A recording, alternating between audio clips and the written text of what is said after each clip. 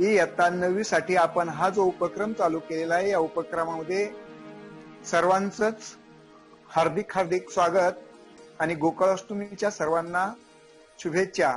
आज आपणा पुढं या दशा अवतारांपैकी श्रीकृष्ण हा 8वा अवतार, तर श्रीरामाचा एक अवतार, या श्रीरामाचंच प्रतीक असणारे श्रीराम लांडगे सर जालना येथून आज आपल्या पुढं इयत्ता 9वीच्या मराठीच्या कृतीपत्रिकेचं स्वरूप या संदर्भात अतिशय सुंदर असं विवेचन करणार आहेत. मी शिवसांब कल्याण कस्तुरे सरांना विनंती करतो की त्यांनी श्रीराम लांडगे सरांचा परिचय द्यावा.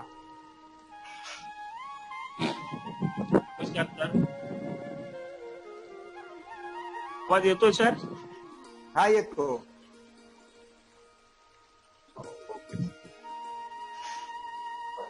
तर आज गोकुळाष्टमीचा दिवस आणि खरंच या दिवसाचं योगायोगाने का होईना सन्माननीय लांडगे सरांच्या बाबतीत औचित्य साधलेलं पाहायला मिळतं की जसं मी म्हणेन की चिमुकल्या जीवांचा ध्यास आहे, चिमुकल्या जीवांचा ध्यास आहे, स्वप्न उद्याचे लोचनात आहे, स्वप्न उद्याचे लोचनात आहे.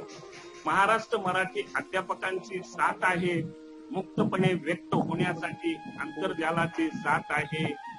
विद्यार्थ्यांचा सर्वांगीण विकास हाच आमचा ध्यास आहे. शब्दाला गरज असते अर्थाची, शब्दाला गरज असते अर्थाची, फुलाला गरज असते सुगंधाची, तशीच आम्हाला गरज आहे श्रीराम लांडगे सरांच्या मार्गदर्शनाची. या उक्तीप्रमाणे मी आजची व्याख्याती म्हणजे अखंड सेवत राहणारी ज्ञानाची मशाल असावी अशा पद्धतीचं त्यांचं ज्ञान आहे. आणि खरंच एकदम साधी राणी आणि उच्च विचार ज्ञान घेण्याची लालसा, विद्यार्थी प्रिय, शिस्त प्रिय आणि खूप प्रेमळ अशी भाषा की ज्या भाषेमध्ये सर्वांना सहजगत्या सामावून घेतील इत्यादी गुणांनी युक्त असं व्यक्तिमत्व आज आपल्या पुढं मार्गदर्शन करण्यासाठी उभं राहणार आहे. तर मी अशा तज्ञांचा मी थोडक्यात परिचय करून देण्याचा प्रयत्न करतोय. त्यांचं पूर्ण नाव आहे श्रीराम त्र्यंबक लांडगे. त्यांचं शिक्षण MA BEd मराठी. ते जवळपास 25 वर्षापासून राष्ट्रीय हिंदी विद्यालय जालना या ठिकाणी अखंड सेवेमध्ये कार्यरत आहेत. त्यांनी या शैक्षणिक कार्यामध्ये स्वतःला झोकून दिलेला आहे. त्याचबरोबर त्यांनी राज्यस्तरीय असतील, विभाग स्तरावरील असतील, जिल्हा स्तरावरील असतील किंवा तालुका स्तरावरील प्रत्येक प्रशिक्षणामध्ये सहभाग नोंदवलेला आहे, घेतलेला आहे. आणि आमच्यासारख्या कित्येक लोकांना कुठल्याही क्षणी जर आपण फोन लावला तर तात्काळ मार्गदर्शनासाठी मात्र ते उपलब्ध असतात आणि खऱ्या अर्थाने ते आमच्यासाठी आमचे चालते बोलते मार्गदर्शक आहेत, पुस्तक आहेत असं म्हणायला काही हरकत नाही. आणि विशेष बाब म्हणजे तुम्ही आम्ही सर्वजण, मला वाटते काही मोजकीच लोक यामध्ये कशा पद्धतीचे असतील की आपण सगळेजण प्रथम भाषा मराठी म्हणजेच कुमार भारतीचं अध्यापन आपल्या शाळेमधून करीत असतो. पण त्यांची शाळाच राष्ट्रीय हिंदी विद्यालय असल्यामुळे त्यांच्याकडे कुमार भारतीचे विद्यार्थी आहेत, अक्षर भारतीचे आहेत, अंतर भारतीचे आहेत आणि याच बरोबर भूगोल या विषयाचं सुद्धा अध्यापन करतात. आणि जवळजवळ या तिन्ही भारतीला एकत्र आणण्याचं काम मात्र किंवा तिन्ही भारतीचा संगम सन्माननीय लांडगे सरांच्या कडे पाहायला मिळतो. मग त्यांनी शाळेबरोबरच किंवा या अध्यापनाबरोबरच जे काही मंडळाची कामे असतात की जे पेपर तपासणी आहे, नियामक आहे, मुख्य नियामक, पेपर शटर की ज्याला आपण प्राशनिक म्हणू, इत्यादी कार्यांचाही त्यांना दीर्घ कालावधीचा अनुभव आहे. त्याचबरोबर ते एवढ्याच कामात राहिले असंही नाही, त्याचबरोबर त्यांनी आपल्या भाषा विकास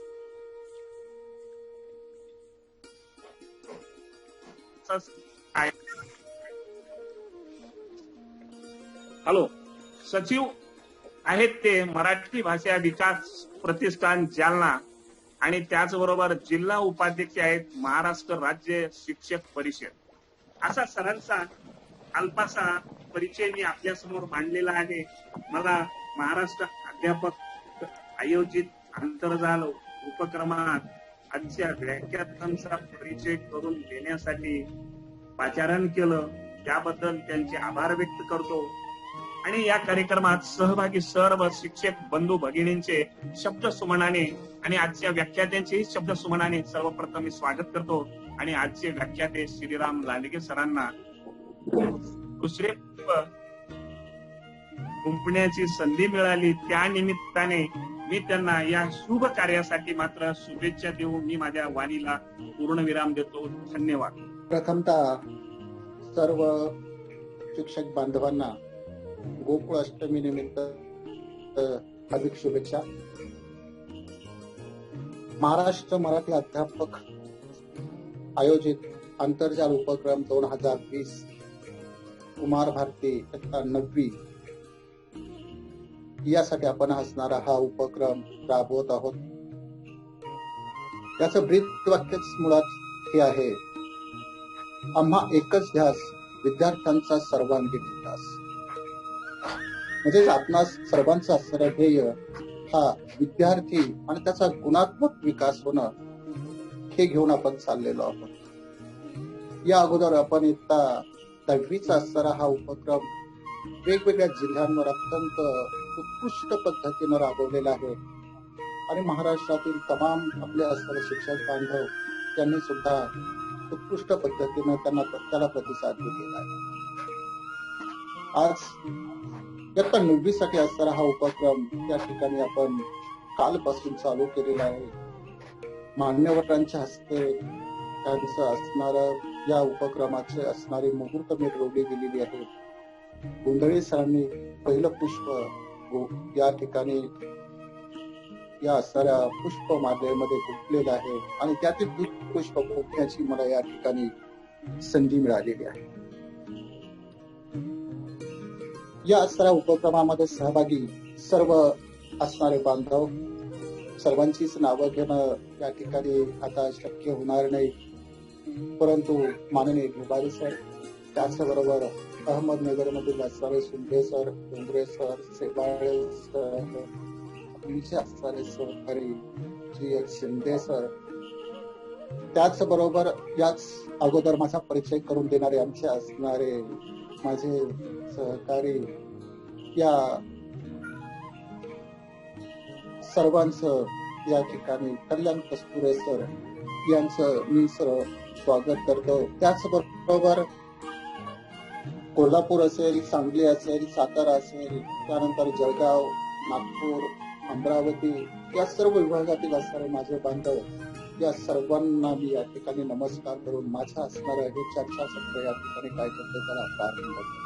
सुरुवातीलाच मी या ठिकाणी एक गोष्ट सांगू इच्छितो की सर्वांच्या मनामध्ये प्रश्न पडला असेल की कृतीपत्रिकेचा आराखडा यामध्ये नवीन काय, परंतु बऱ्याच गोष्टी या ठिकाणी काही चर्चा केल्यानंतर अशा समोर आल्या की आपल्या असणाऱ्या बांधवांना बहुतांशी करून हा कृतीपत्रिकेचा आराखडा जर आपण समजावून सांगितला तर इयत्ता 9वीचा अभ्यासक्रम शिकवताना त्यांना योग्य अशी दिशा मिळू शकते। कारण 10वीचा अभ्यासक्रम आपल्या सर्वांना माहिती आहे, संपूर्ण अभ्यासक्रम आपल्याला 17 साठी म्हणजे बोर्ड परीक्षेसाठी अभ्यासावा लागतो आणि त्याचा असणारा एक विशिष्ट पॅटर्न आहे। हा पॅटर्न आपल्या सर्वांना परिचित आहे, पण तोच पॅटर्न आपण इयत्ता 9वीला जर या ठिकाणी बसवला तर बऱ्याच पद्धतीनं काय होतं, आपल्या असणाऱ्या बांधवांना अडचणी निर्माण होतात। नेमकं कोणता भाग कुठे घ्यायचा, काय करायचं या संदर्भात अनेक समस्या निर्माण होतात।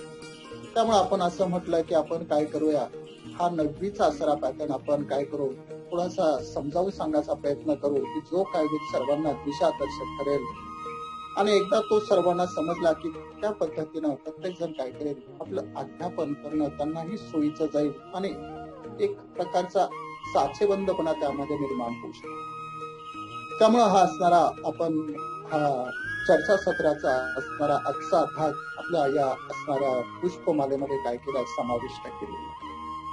सुरुवातीला तर मी असं म्हणेल की आपल्या असणाऱ्या अभ्यासक्रमामध्ये त्याचबरोबर शैक्षणिक धोरणांमध्ये बरेचसे बदल झालेले आहेत। आपल्या सर्वांना ज्ञात आहे 1986 पासून शैक्षणिक असणारं धोरण हे उत्तरोत्तर काय झालं बदललं गेलं. 1986 चा सारा कालखंड आहे, 1992 चा कालखंड आहे, त्यानंतरच्या सारा कालखंडामध्ये 2005 आहे, 2009 चा आहे RTI चा असणारा भाग, त्यानंतर 2010 चा आहे, आणि अलीकडचा कालखंड आपण विचार केला तर 2021 चा आराखडा किंवा असणारा हा शैक्षणिक प्रतिबंध हा बदलण्याचा असणाऱ्या मार्गावर आहे. या सर्व असणारा प्रतिबंधाचा किंवा शैक्षणिक धोरणाचा विचार करणं शक्य होणार नाही, तर साल मी या ठिकाणी नमूद करतो. उत्तरोत्तर परिवर्तन या ठिकाणी बदल झालेला आपल्याला दिसून येतो, आणि हा असं म्हटलं जातं की परिवर्तन हा काळाचा नियम आहे. त्यामुळं मुलांच्या दृष्टिकोनातून उत्तरोत्तर या शैक्षणिक धोरणांमध्ये काय झाले बदल झालेले आपल्याला दिसून येतात, आणि हे सर्व बदल विद्यार्थ्यांच्या दृष्टिकोनातून अत्यंत महत्वपूर्ण असलेले आपल्याला पाहायला मिळतात. म्हणून इयत्ता 9वीचा जर आपण हा भाग पाहिला तर आपल्या लक्षात येईल की आपला सर पाठ्यपुस्तक 2017 ची पहिली आवृत्ती त्या ठिकाणी आपल्याला पाहायला मिळते. तिथपासून ते आपण अध्यापनाला सुरुवात केली. म्हणजेच ही असणारी ही धोरणं मुलांच्या दृष्टिकोनातून किंवा बदलत्या कालखंडानुसार या ठिकाणी आपण स्वीकारलेली असतात, आणि त्या पद्धतीने आपण काय करतो आपलं अध्यापन करताना दिसतो. इयत्ता 9वीचा जर भाग आपण पाहिला तर आपल्या लक्षात येईल की हा माध्यमिक स्तरावरचा असणारा पहिला वर्ग आहे. कालच गोंधळे सरांनी त्याचं सुंदर असं विवेचन केलं की माध्यमिक वर्गातील असणारी पहिली म्हणजे इयत्ता 9वीचा वर्ग आहे. कारण इयत्ता 8वी पर्यंत असणारा अभ्यासक्रम आणि नंतर 9वीचा असणारा अभ्यासक्रम याची आपण तुलना केली तर त्यामध्ये बराच बदल आपल्याला या ठिकाणी दिसून येतो. म्हणून 9वीचा जर भाग आपण पाहिला तर आपल्या लक्षात येईल की माध्यमिक स्तरावरची असणारी ही पहिली आहे. त्यामुळं या पहिलीतील असणारा जो आकृतीबंध आहे किंवा असणारा जो अभ्यासक्रम, हा अभ्यासक्रम आपण जर नीट समजावून घेतला तर नक्कीच काय होईल, विद्यार्थ्यांना तो फायद्याचा ठरेल आपल्याला दिसेल. मुद्दा म्हणून काही भाग या ठिकाणी स्पष्ट करतो. म्हणून हे जो अभ्यासक्रम आहे या अभ्यासक्रमामधील महत्वाचा अशा प्रकारचा भाग म्हणजे कृतीपत्रिका हा भाग या ठिकाणी आपल्याला काय झाला आपल्या अभ्यासक्रमामध्ये समाविष्ट केलेला आपल्याला दिसतो. या कृतीपत्रिकेचं स्वरूप कसं बदललं गेलं, तो का स्वीकारला गेला, त्याच्या पाठीमागची कारणं कोणत्या पद्धतीची आहेत, ते स्वरूप मुलांच्या गळी कसं उतरवलं जाणं गरजेचं आहे, कसा सराव केला गरजेचं आहे. या प्रकारचा भाग जर आपण या ठिकाणी पाहिला तर आपल्या लक्षात येईल की भाषा फक्त हा जो घटक आहे हा घटक फक्त आपण विषय म्हणून या ठिकाणी शिकवणं योग्य होणार नाही, तर या असणाऱ्या भाषेचा आपण काय करणं गरजेचं आहे, अभ्यास करणं गरजेचं आहे. म्हणजे भाषा ही विषय म्हणून त्या ठिकाणी शिकवणं आवश्यक नसून तर त्या ठिकाणी आपण भाषा शिकवण्यासाठी आपण हा असणारा अभ्यास ठिकाणी शिकवणं आवश्यक आहे. पण त्याची असं रचना आपल्या सर्वांना माहिती आहे, गद्य, पद्य, स्फुट वाचन, त्याचबरोबर उपयोजित लेखन या पद्धतीनं परिपूर्ण ही रचना आपल्याला या ठिकाणी पाहायला मिळते. या रचनेचा भाग जर आपण पाहिला तर आपल्या लक्षात येईल की नवीन असणाऱ्या या अभ्यासक्रमामध्ये विद्यार्थ्यांना अधिक वाव दिलेला आपल्याला पाहायला मिळतो. म्हणजेच विद्यार्थ्यांनी ह्या असणाऱ्या भाषेच्या माध्यमातून अभिव्यक्त व्हावं, त्याच्या सृजनशीलतेला या ठिकाणी वाव मिळावा आणि कृतीशीलता त्या माध्यमातून निर्माण व्हावी, त्या सर्व घटकांचा त्यांचा विकास व्हावा हा दृष्टिकोन या ठिकाणी समोर ठेवून आपण या ठिकाणी काय करतो हा अभ्यासक्रम मुलांना या ठिकाणी शिकवताना दिसत आहे. कारण या घटकांचा जर आपण खूप विचार केला बारकाईनं तर आपल्याला जवळजवळ बराचसा वेळ या ठिकाणी लागेल. म्हणून हा असणारा जो कृतीपत्रिकेचा भाग आहे हा भाग का बदलला गेला तर मुलांना त्या ठिकाणी काय केलं, स्वयं अशा प्रकारचं अध्ययन करता यावं हा या पाठीमागचा असणारा उद्देश आहे. कारण यापूर्वी घोक आणि ओका या पद्धतीची असणारी ही पद्धती या असणाऱ्या नवीन शैक्षणिक असणाऱ्या अभ्यासक्रमामध्ये काय केले आपण बदललेले पाहायला मिळते. म्हणजे जवळजवळ आपण ते हद्दपारच केली. त्यामुळे मुलांचा दृष्टिकोन किंवा मुलांचे असणारे आकलन क्षमता लक्षात घेऊन किंवा विशिष्ट गोष्टींना फाटा देऊन आपण या ठिकाणी काय केलं की असणारी नवीन पत्रिकेची असणारी ही अभ्यासाची पद्धत आपण काय केली या ठिकाणी स्वीकारली.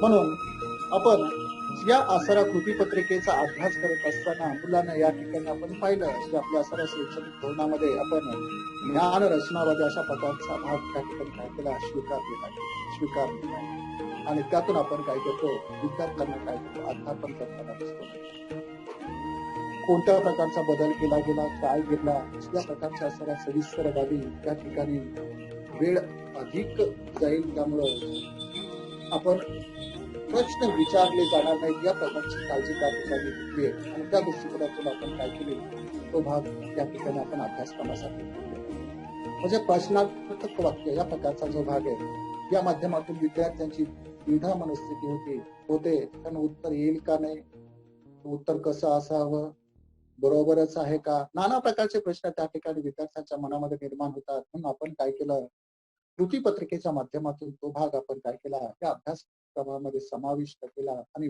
विद्यार्थ्यांच्या मनावरील असणारा ताण आपण काय केला या ठिकाणी कमी केलेला आहे म्हणजे दीर्घोत्तरी प्रश्नांना पूर्णपणे फाटा या ठिकाणी दिलेला त्याचा हेतू काय कसा समाविष्ट झाला अन्य प्रकारच्या बाबी त्या ठिकाणी आपण आपल्या असणाऱ्या विविध पुस्तकांच्या माध्यमातून आपण या ठिकाणी समजून घेतलेल्याच आहेत त्यामुळं त्यावर अधिक वेळ न देता आपण ही कृतीपत्रिका का स्वीकारली आहे तो भाग आपण थोडक्यामध्ये या ठिकाणी सांगण्याचा प्रयत्न केला त्यामुळे आपला असणारा इयत्ता 9वीचा असणारा हा जो कुमार भारतीचा असणारा विषय त्याची आपण रचना पाहिली तर मागच्या असणाऱ्या काही वर्षामध्ये आपण 100 गुणांसाठी हा भाग अभ्यासलेला आहे आणि पुन्हा आपण या ठिकाणी काय करतो 80 अधिक 20 बरोबर 100 या प्रकारे आपण आपल्याला हा भाग काय करायचा आजचा असणारा या व्याख्यानाचा उद्देशच मुळात असा आहे की असणारा हा जो आराखडा शिक्षकांच्या मनामध्ये अधिक दृढ व्हावा हा त्या पाठीमागचा असणारा उद्देश आहे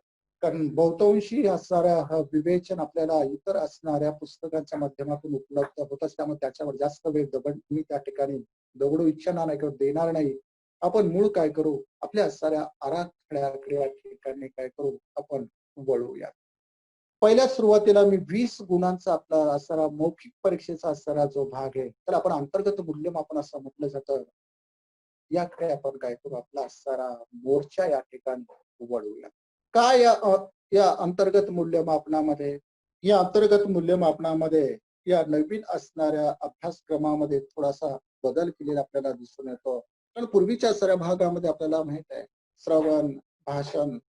श्रवण त्याचबरोबर वाचन त्यानंतर भाषण आणि संभाषण अशा प्रकारची रचना होती पण या नवीन असणाऱ्या घटकामध्ये आपल्याला या ठिकाणी ही रचना थोडीशी बदललेली पाहायला मिळते श्रवण आहे भाषण आहे आणि त्यानंतरचा असणारा भाग आहे उपयोजित लेखन या प्रकारचा दिलेला आणि या सर्व घटकांमध्ये टप्प्याटप्प्याने काय केले काही घटक समाविष्ट केलेले आहेत की जे विद्यार्थ्यांच्या दृष्टिकोनातून अत्यंत कसे आहेत महत्वाचे असलेल्या पाहायला मिळतात कोणत्या प्रकारचे घटक समाविष्ट केले काय बदल झालेला आहे तो अंतर्गत मूल्यमापनाचा असणारा भाग आपण सुरुवातीला या ठिकाणी काय करू जरा थोडासा पाहूया पहा याच्यामध्ये पहिलं श्रवण नावाचं कौशल्य 5 गुणांसाठी आहे दुसरं असणारं कौशल्य म्हणजे भाषण नावाचं आहे प्रकट वाचन नावाचं कौशल्य हे वगळण्यात आलेलं आहे त्यानंतरच असणारं स्वाध्याय नावाचा घटक दिलाय या स्वाध्याय नावाच्या घटकामध्ये 2 घटक त्या ठिकाणी समाविष्ट केलेले आहेत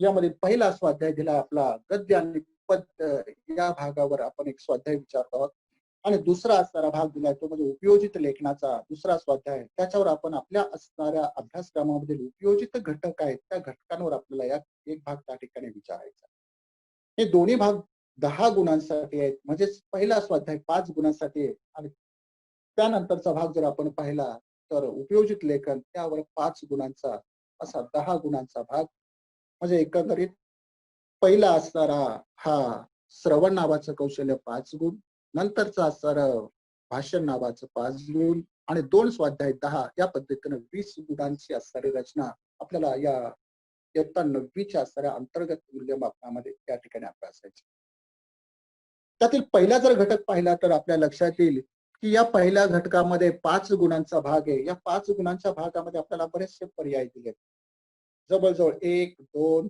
3 आणि 4 पर्यायामध्ये काय केले समाविष्ट केलेले कोणत्या प्रकारचे पर्याय दिलेत? पहिला असणारा पर्याय त्या ठिकाणी श्रवण नावाचं कौशल्य, या कौशल्यासाठी जे 4 पर्याय दिलेले आहेत, ते 4 पर्याय या पद्धतीने आपल्याला सांगतात. कोणते आहेत? या अंतर्गत भागामध्ये आपण जोही काय भाग विद्यार्थ्यांना विचारणार आहोत, हा संपूर्ण भाग आपल्या अभ्यासक्रमावर आधारित असेल, म्हणजे पाठ्यपुस्तकातील असणाऱ्या घटकांवर आधारित असेल. हे आपण सुरुवातीला सर्वांनी काय करावं त्या ठिकाणी विचारात घेणं गरजेचं आहे. त्यातील श्रवण नावातील कौशल्याचा पहिला भाग जर आपण पाहिला तर या ठिकाणी आपल्याला काय करायचंय, एक परिच्छेद द्यायचा आहे. परिच्छेद म्हणजे काय करायचंय? परिच्छेद ऐकवायचा आहे मुलांना. हा परिच्छेद ज्यावेळेस आपण ऐकवतो तो पाठ्य घटकातीलच असायला पाहिजे, म्हणजे आपल्या पाठ्यपुस्तकातील पाठावर आधारित असायला पाहिजे. इथे पाठ हा स्पष्ट शब्द त्या ठिकाणी दिलेला आहे. त्यावर आधारित एक काय करायचं, आपण परिच्छेद निवडायचा आहे. साधारणतः 100 ते 120 शब्दापर्यंत तो परिच्छेद असावा. तो परिच्छेद मुलांना काय करायचा आहे, आपण ऐकवायचा आहे. 1-2 वेळेस संथ गतीमध्ये आपल्याला काय करायचं, इथेच राहू द्या सर. तर संथ गतीमध्ये आपल्याला काय करायचं, तो ऐकवायचा आहे. आणि आपल्या असणाऱ्या बोर्डवर काय करायचं, सुरुवातीला आपण त्याची 5 प्रश्न त्या ठिकाणी मांडायचे. या 5 प्रश्नांची उत्तरं, ज्या 5 प्रश्नांची आपण रचना ज्यावेळेस करतो त्यावेळेस आपण जो परिच्छेद त्यांना त्या ठिकाणी ऐकवणार आहे, आपण बोलणार आहोत, आपण ना तो श्रवण करणार आहोत, त्यामध्ये त्याची उत्तरं असावीत. हे आपण प्रथमतः काय केलं पाहिजे, लक्षात घेतलं पाहिजे. आणि त्या प्रश्नांमध्ये दुरुक्ती असणार आहे, म्हणजे 2 उत्तरं एका प्रश्नाची असणार नाहीत, याची काळजी घेणं गरजेचं आहे. 100 ते 120 असणाऱ्या शब्दांचा हा उतारा मुलांसमोर त्या ठिकाणी प्रकट करावा. 5 प्रश्न आपण बोर्डवर लिहावेत आणि मुलांना आपल्या असणाऱ्या पुरवणीवर त्या असणाऱ्या प्रश्नांची उत्तरं काय करावीत, लिहिण्यास सांगावीत. या भागाला 5 गुण असलेले पाहायला मिळतात, म्हणजे श्रवण घटकातील असणारा पहिला कौशल्य. त्यानंतरचा असणारा दुसरा भाग जर आपण विचार केला तर हे दुसरा भाग सर्वांना अत्यंत सोयीस्कर अशा पद्धतीचा आहे. आपल्या असणाऱ्या अभ्यासक्रमाची आपण रचना पाहिली तर आपल्या असणाऱ्या पाठ्य घटकातील हा 5 वाक्य किंवा 5-10 शब्द अशी रचना या ठिकाणी, म्हणजेच इयत्ता 9वीचा अभ्यासक्रम आपण पाहिला तर आपल्याला संपूर्ण अभ्यासक्रम परीक्षेसाठी विचारला जात नाही. 2 असणारे त्याचे टप्पे आपण या ठिकाणी केले तर आपल्याला तो भाग अत्यंत कसा आहे, सोयीस्कर अशा पद्धतीचा या ठिकाणी आपल्याला हा अध्यापन करणं सोपं जाईल. म्हणजे पहिल्या असणाऱ्या अनुक्रमणिकचा भाग आपण पाहिला तर विभाग 1 आणि 2 या पहिल्या सत्रासाठी असावेत आणि 3 आणि 4 हे दुसऱ्या सत्रासाठी असणं गरजेचं. म्हणजे आपण इयत्तावार ज्यावेळेस आपण ही मौखिक परीक्षा घेतो त्यावेळेस मात्र यातील असं ही जी कौशल्य ज्यावेळेस आपण विचारतो त्यावेळेस त्या असणाऱ्या घटकांमधील ते असावेत याची प्रथमतः आपण काळजी घेणं गरजेचं आहे. म्हणजे पहिल्या सत्र परीक्षेसाठी आपण जर भाग घेत असो तर पहिल्या असणाऱ्या 2 विभाग आपण त्याच्यामध्ये समाविष्ट करावेत आणि त्यामधील असणारा भाग फक्त त्या ठिकाणी विचारावा. त्यावर 5 वाक्य या ठिकाणी विचारावीत किंवा काय करावीत, 10 शब्द या ठिकाणी द्यावेत. त्याच्या रचना त्या ठिकाणी मी दिलेली आहे. सर पुढेच घ्या थोडंसं. की 5 वाक्य आणि 10 शब्द कशी घ्यायचे तो भाग त्या ठिकाणी दिले. इथे पहा. हे जे श्रवण नावाच्या कौशल्यातील दुसरा भाग या ठिकाणी आपल्याला उदाहरण दाखल मी दिलेलं आहे, की आपल्याच असणाऱ्या पहिल्या 2 भागातील असणारी ही 5 वाक्य घेतलेली आहेत. या वाक्यामध्ये ज्यावेळेस आपण त्याला गुणांकन देतो त्यावेळेस मात्र काना, मात्रा, इकार, उकार, ह्रस्व या पद्धतीच्या आणि त्याचबरोबर त्याची रचना हा सर्व भाग या ठिकाणी पाहणं आपण अपेक्षित आहे. त्यानंतरचा दुसरा भाग त्या ठिकाणी आपण 10 शब्द दिलेत. ही 10 शब्द सुद्धा त्याची रचना पाहिली तर आपल्या लक्षात येईल की पहिल्या 2 विभागावर ही 10 शब्द आहेत. त्यामध्ये सुद्धा काना, मात्रा, इकार, उकार, वेलांटी हा भाग या ठिकाणी पाहून आपल्याला काय करायचंय, गुणांकन करायचंय. आपण वाक्याची ज्यावेळेस रचना पाहतो त्यावेळेस मात्र प्रत्येक वाक्याला 1 गुण या पद्धतीची रचना आहे आणि शब्दांची रचना जर आपण पाहतो तर प्रत्येक शब्दाला अर्धा गुण पद्धतीने आपण या ठिकाणी रचना या ठिकाणी देणं गरजेचं आहे आणि त्याचं गुणांकन आपण या ठिकाणी करायचं. म्हणजेच दुसरं कौशल्याचा आपण विचार करतो त्यावेळेस यासाठी हे 2 घटक त्यामध्ये समाविष्ट केलेत आणि हे सर्व आपल्या साऱ्या पाठ्य घटकावर आधारित असेल हे पुन्हा या ठिकाणी मी नमूद करतो. सर मागे दुसरा असणारा भाग यातील आपण जर विचार केला तर त्यातील असणारा कवितेवर आधारित आपल्याला काय करायचं आहे, पुन्हा गद्य पद्धतीनेच भाग विचारायचा आहे. हेच आपल्या असणारा अभ्यासक्रमातील एक कविता घ्यायची त्याच्यावर आधारित 5 प्रश्न आपण आपल्या असणाऱ्या फलकावर अगोदर लिहून घ्यायचे. मुलांना ती असणारी कविता आपण काय करायची, स्वतः ऐकवायची 1 ते 2 वेळेस. आणि मुलं काय करतील, त्या असणाऱ्या ऐकलेल्या भागावर काय करतील, पुन्हा त्यातील ते दिलेले 5 प्रश्न आपल्या असणाऱ्या पुरवणीवर या ठिकाणी आपल्याला लिहून म्हणजेच गद्य आणि पद्य या 2 घटकावर सारख्याच पद्धतीने आपण या असणाऱ्या पहिल्या घटकाची, श्रवण नावाच्या घटकाची आपण त्या ठिकाणी तयारी विद्यार्थ्यांकडून करून घेऊ, की जेणेकरून मुलांच्या अभ्यासासाठी सुद्धा ते काय होईल, ते फायद्याचं ठरू शकेल. त्यातील चौथा असणारा भाग जर आपण पाहिला तर ऑडिओ क्लिप आपण त्या ठिकाणी काय करायची, त्यांना ऐकवायची. या ऑडिओ घटक ऐकताना मात्र एक गोष्ट लक्षात ठेवायची, की आपण हा ऑडिओ आपण आपल्या असणाऱ्या पाठ्य घटकावर तयार करणं गरजेचं आहे. आणि तो मुलांना त्या ठिकाणी ऐकवायचा आणि त्याच्यावर आधारित 5 प्रश्न त्या ठिकाणी विचारून काय करायचंय, ती त्यांच्या असणाऱ्या पुरवणीवर काय करायची, आपल्याला लिहून घ्यायचं.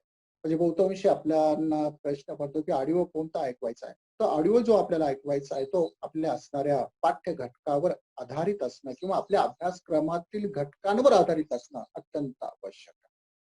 आणि या पद्धतीने आपण काय करायची आहे, आपल्या असणाऱ्या या श्रवण कौशल्याची आपण विद्यार्थ्यांकडून तयारी करून घ्यायची. सुरुवातीला यावर आपण शिक्षक बांधवांनी सराव करून घ्यावा.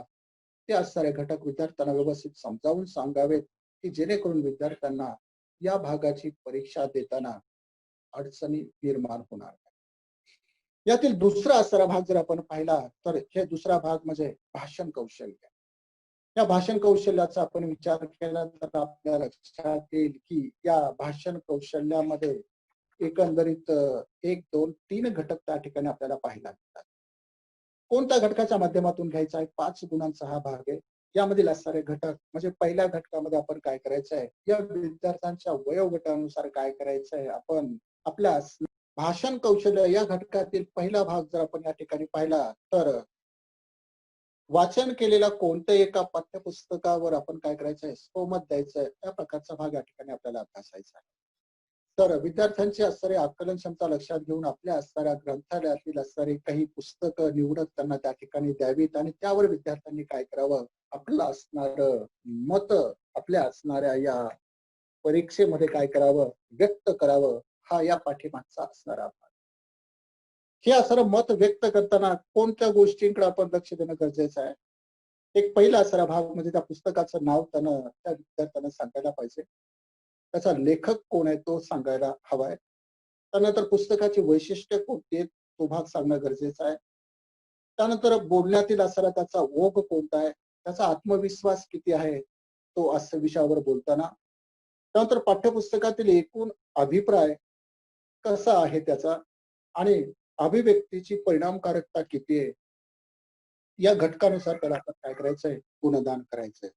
म्हणजे एकंदरीत 5 घटक त्या असणाऱ्या पुस्तकावर त्यानं जे विवेचन केलंय त्यावर आपल्याला त्या ठिकाणी काय करायचे, लक्षात घेऊन त्याला त्या ठिकाणी 5 गुण आपल्याला या ठिकाणी द्यायचे. दुसरा भाग जर आपण पाहिला तर त्याचा असणारा तो म्हणजे दिलेल्या विषयावर काय करायचंय, या विद्यार्थ्याला मत व्यक्त करायचं सांगायचंय. आता विषय देताना एक गोष्ट या ठिकाणी लक्षात ठेवायची, की काही विशिष्ट विषय आपण विद्यार्थ्यांना त्या ठिकाणी जर एकसंध दिले तर त्यावर आधारित मुलं काय करतील, त्या ठिकाणी आपलं मत व्यक्त करतील. मी या ठिकाणी एक गोष्ट या ठिकाणी सांगू इच्छितो, की आपल्याच पाठ्य घटकावर आधारित जर विषय दिले किंवा आपल्या असणाऱ्या पाठ्य घटकावरच त्यानं त्या ठिकाणी जर विवेचन केलं तर ते विद्यार्थ्यांना दुहेरी फायद्याचं होईल. एक तर ते अभ्यासही होईल आणि दुसरा भाग त्याचा असर हे दुसरं कौशल्य सुद्धा त्या माध्यमातून काय होऊ शकतं, हे सफल होऊ शकतं. याचा दुसरा घटक, या दुसऱ्या घटकांचं गुणांकन देताना आपण कोणती काळजी घ्यायला पाहिजे, तर त्याच्यामध्ये एक आहे त्या विषयाची निवड त्याची कोणती आहे, त्यानंतर आशयाची समर्पकता कशी आहे, त्यानंतर भाषणातील असणारा त्याचा ओघ कसा आहे, त्याचा आत्मविश्वास किती आहे, त्यानंतर मांडणीतील असणारा मुद्देसूदपणा आहे का त्याच्या मांडणीमध्ये, अभिव्यक्तीची असणारी परिणामकारकता कशी आहे. या असणाऱ्या 5 घटकांचा विचार करून त्या ठिकाणी आपण त्याचं गुणगान करणं गरजेचं. त्या ठिकाणी मी घटक दिलेत. ते घटक सुरुवातीच्या असणाऱ्या भागामध्ये दिले, की असणारा आपल्या हातामध्ये हा असणारा 10वीचा पॅटर्न यायच्या अगोदर ते घटक सुद्धा या असणाऱ्या घटकाची सुसंगत पद्धतीचे पाहायला मिळतात. त्यातील तिसरा असणारा घटक म्हणजे पाठ्यपुस्तकावर आधारित पाठ आणि कविता मी यापूर्वीच म्हटल्या पद्धतीनं तोही भाग त्या ठिकाणी त्यांना विचारायचा. म्हणजे एक पाठ्य घातलं की कोणती कविता घेऊ शकतो, पाठ घेऊ शकतो आणि त्यावर आधारित काय करू शकतो, तो आपलं असणारं हे भाषण कौशल्याचं असणारं गीत त्या ठिकाणी आपल्या समोर तो सादर करू शकतो. हे सादर केलं तर त्याचं गुणांकन कसं करायचे, त्यातील असणारा पहिला भाग म्हणजे त्या पाठाचं, त्या कवितेचं असणारं नाव त्यानं देणं गरजेचं आहे. त्याचबरोबर त्याच्या आशयाची असणारी समर्पकता किती आहे तो भाग पण लक्षात घेणं गरजेचं आहे.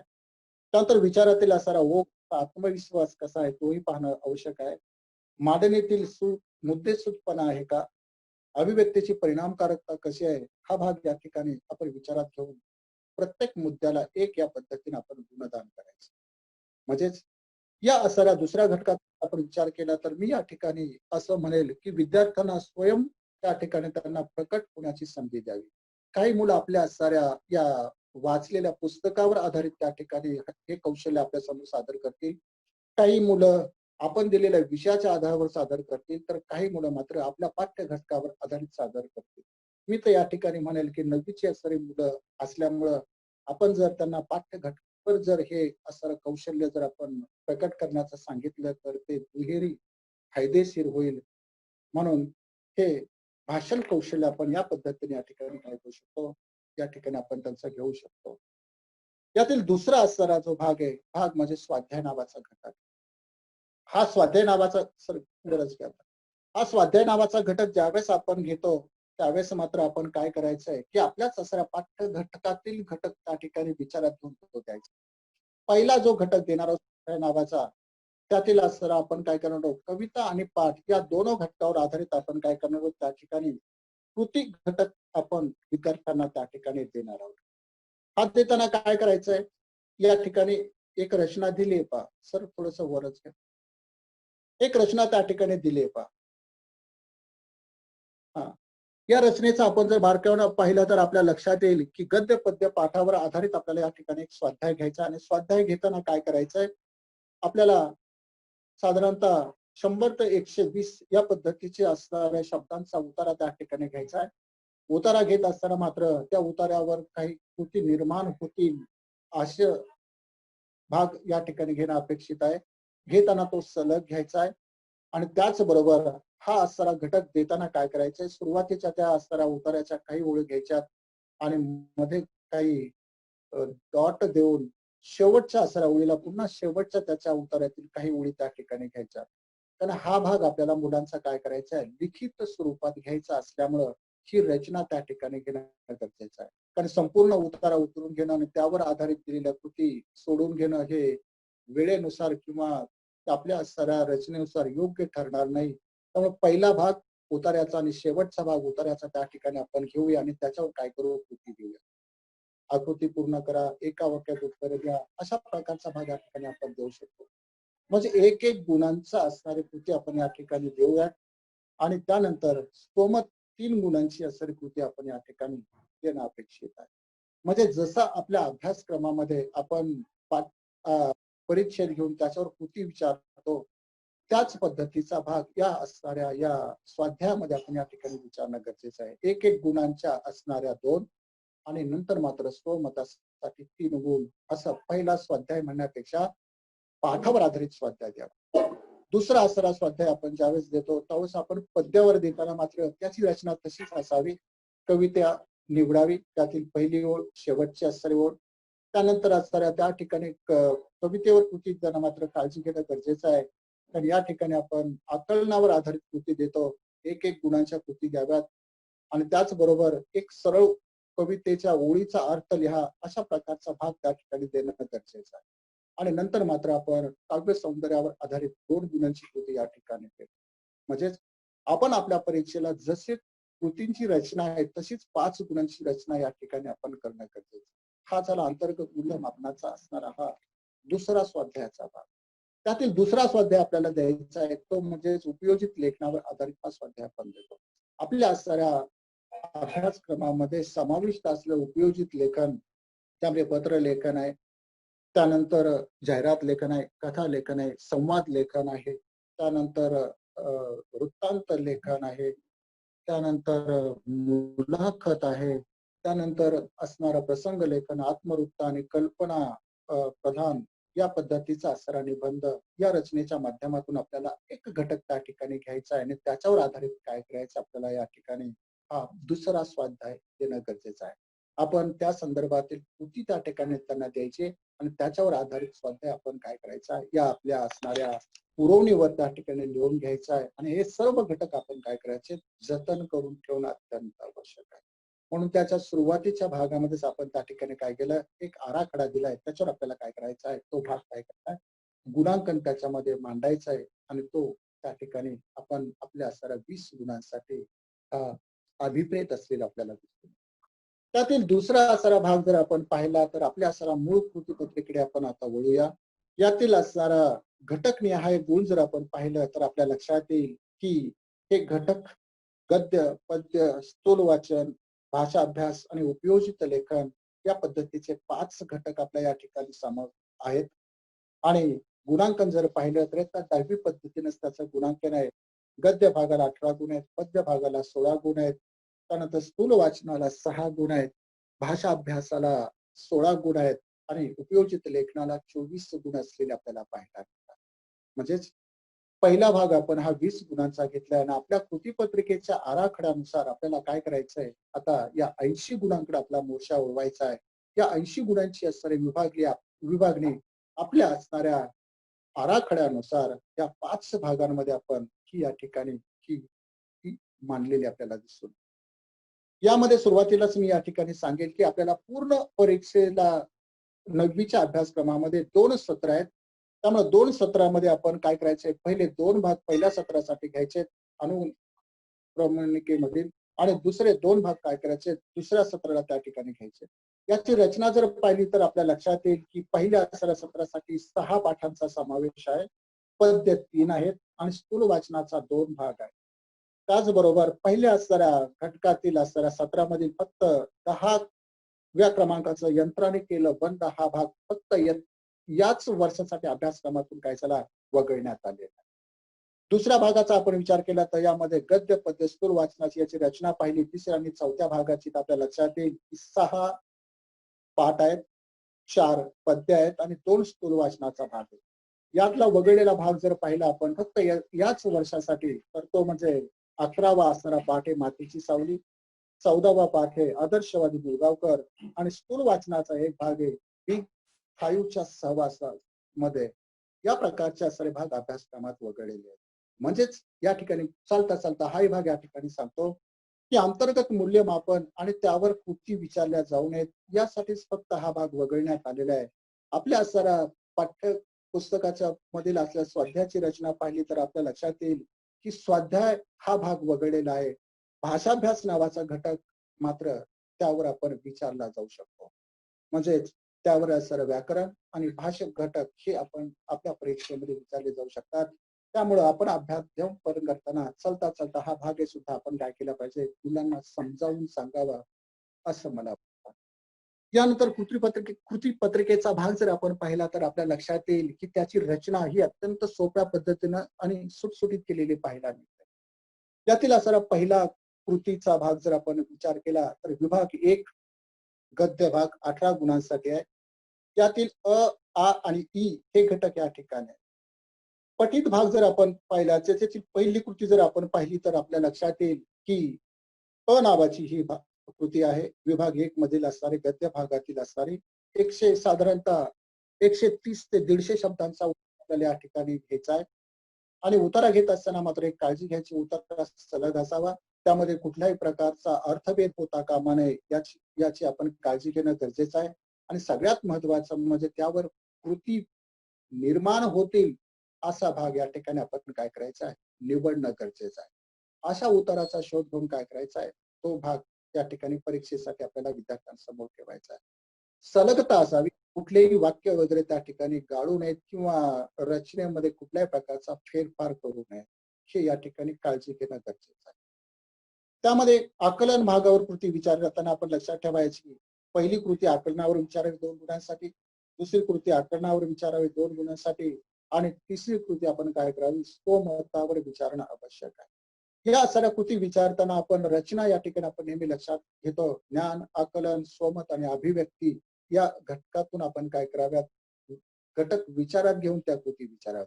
आता ज्ञान हा घटक आपण विचारात घेतला तर आपल्या लक्षात येईल की अशा प्रकारच्या कृती आपण विचारत नाही. म्हणजे ज्ञान म्हणजे काय, सरळ सरळ त्या असणाऱ्या परिच्छेदावर क्वेश्चन म्हणजे प्रश्न असं आपण म्हटलं जातं. परंतु आपण हा भाग आपण अभ्यासक्रमातून म्हणण्यापेक्षा आपण आता तो थोडासा कालबाह्य ठरवलेला आहे. विद्यार्थ्यांना अधिकाधिक विचार करायला प्रवृत्त करणं किंवा आकलन त्या घटकाचं होणं त्याला गरजेचं आहे. त्यावर आधारित आपण काय करतो, या ठिकाणी कृती विचारतो. परंतु ही मुलं इयत्ता 8वीच्या वर्गातून 9वीच्या वर्गात आलेली आहेत आणि बराचसा अभ्यासक्रम हा त्यांच्या समोर विस्तृत स्वरूपात असल्यामुळं एखादी अशा प्रकारची कृती आपण त्या ठिकाणी विचारली तर काही हरकत नाही, मला असं वाटतं. परंतु बाकीच्या कृती विचारताना मात्र बहुतांशी आकलनावर आपण काय केला पाहिजे, जोर देणं आवश्यक. त्यानंतर दुसरा असणारा भाग, दुसऱ्या क्रमांकाची असणारी कृती ज्यावेळेस आपण विचारतो कृती घटक, त्यावेळेस तोही पठित स्वरूपाचा असावा. 130 ते 150 शब्दांचा असणारा तो उतारा असावा. आकलन, आकलन आणि स्वमत अशा प्रकारचा भाग असावा. यातील असं तिसऱ्या क्रमांकाचा भाग देताना तो मात्र अपठित असावा. आणि अपठित घटक देताना मात्र या ठिकाणी काळजी घेणं गरजेचं आहे की त्यावर फक्त आपल्याला 2 आकलनात्मक कृती विचारायच्या आहेत, म्हणजे 4 गुणांसाठी तो भाग विचारायचा आहे. त्याची असर शब्द मर्यादा ही साधारणतः 100 शब्दापर्यंत तो उतारा घेणं गरजेचं आहे. आणि त्यावर साधारणतः 1/3 सारांश करता आला तर ठीकच आहे. तोही भाग त्या ठिकाणी आपण विचारात घेणं गरजेचं आहे, कारण आपण इयत्ता 9वी मध्ये मात्र तो अभ्यासावा आणि त्या पद्धतीची रचना आपण आपल्या असणाऱ्या कृती पत्रिकेमध्ये दिली तर मला वाटतं त्यांना थोडस त्याचं हे आकलन होईल आणि हा सारा अभ्यासक्रम आपल्या इथं 10वी मध्ये आहे याची पुस्तकची कल्पना त्या ठिकाणी त्यांना मिळू शकते. म्हणून तोही भाग आपण विचारात घेऊन त्याच्यावर काय करायच्या, कृती विचाराव्यात. कृती विचारताना काय करायचे, एक कृती पूर्ण गुणांसाठी विचारावी, ते म्हणजे 1-1 गुणांच्या किंवा 2 गुणांच्या अशा प्रकारच्या कृती विचाराव्यात. अर्ध्या गुणांसाठी कृती विचारली जाणार नाही याची आपण सर्वांनी काळजी घेणं गरजेचं आहे. दुसरा असर हा म्हणजे पहिला भाग हा हा 18 गुणांचा आहे आणि दुसरा भाग जर आपण पाहिला तर पद्य रचना, ही पद्य रचना आपल्याला 16 गुणांची दिलेली पाहायला मिळते. या 16 गुणांच्या रचनेमध्ये आपण प्रश्न दुसरा आपण म्हणतो कृती 2, त्यातील अ भाग हे पठित स्वरूपाचा आहे. आपल्या पाठ्यपुस्तकातील आपण 2 सत्रांमध्ये नेमून घेतलेल्या अभ्यासक्रमामधील असणारी कोणती एक कविता द्यावी, ती कविता त्या ठिकाणी पूर्ण देणं गरजेचं आहे आणि त्यावर आधारित आपल्याला काय करायचं, कृती द्यायच्या. त्यामध्ये आकलन, आकलन त्याचबरोबर कवितेच्या असणाऱ्या काही त्याच कवितेतील ओळी द्याव्यात आणि त्यावर आधारित सरळ ओळींचा अर्थ सांगा, असा त्या ठिकाणी आपण कृती विचारावी आणि नंतर काव्य सौंदर्य ही कृती द्यावी. म्हणजेच पठित पद्य दिल्यानंतर 1-2 गुणांच्या असणाऱ्या 3 कृती त्या ठिकाणी आपण द्यायच्या आणि 2 कृती मात्र काय करायची, एक कृती 4थ्या क्रमांकाची काय करायची, काव्य सौंदर्यावर त्या ठिकाणी देणं गरजेचं आहे.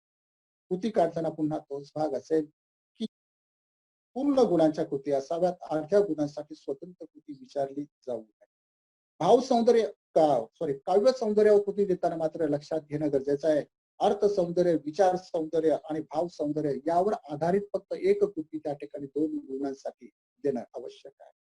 म्हणजेच इयत्ता 10वीला ज्या पद्धतीने आपण ही पद्य भागावर कृती विचारतो त्याच प्रकारची रचना इयत्ता 9वी साठी या ठिकाणी आपण द्यावी. दुसरा असणारा भाग आहे आ नावाचा घटक, पद्य विभागातील तो 4 गुणांसाठी आहे.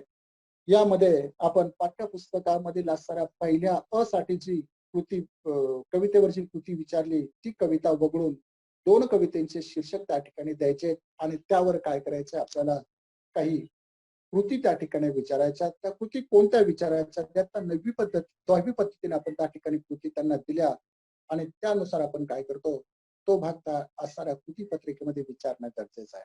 त्यामध्ये कोणता आहे, एक पहिलं कवितेच्या असणाऱ्या कवी किंवा कवयित्री, त्याच बरोबर असणारे कवितेचा विषय कोणता आहे, त्यानंतर त्यातील असणारे 2 शब्द द्यायचे, त्यांचा अर्थ लिहायचा सांगायचा आहे. 2 गुणांसाठी भाग आहे. त्यातून मिळणारा संदेश आहे, त्यातून कोणता विषय दिला गेला, म्हणजे विचार कोणता व्यक्त केला गेलाय, भाषिक वैशिष्ट्य कोणते त्या माध्यमातून, त्याचबरोबर काही ओळी देऊन आपण त्याचा सरळ अर्थ लिहा असाही भाग त्याकडे विचारला जाऊ शकतो. आणि सगळ्यात शेवटचा भाग म्हणजे ती कविता आवडण्याची व न आवडण्याची कारण असा भाग या ठिकाणी आपण विचारावा.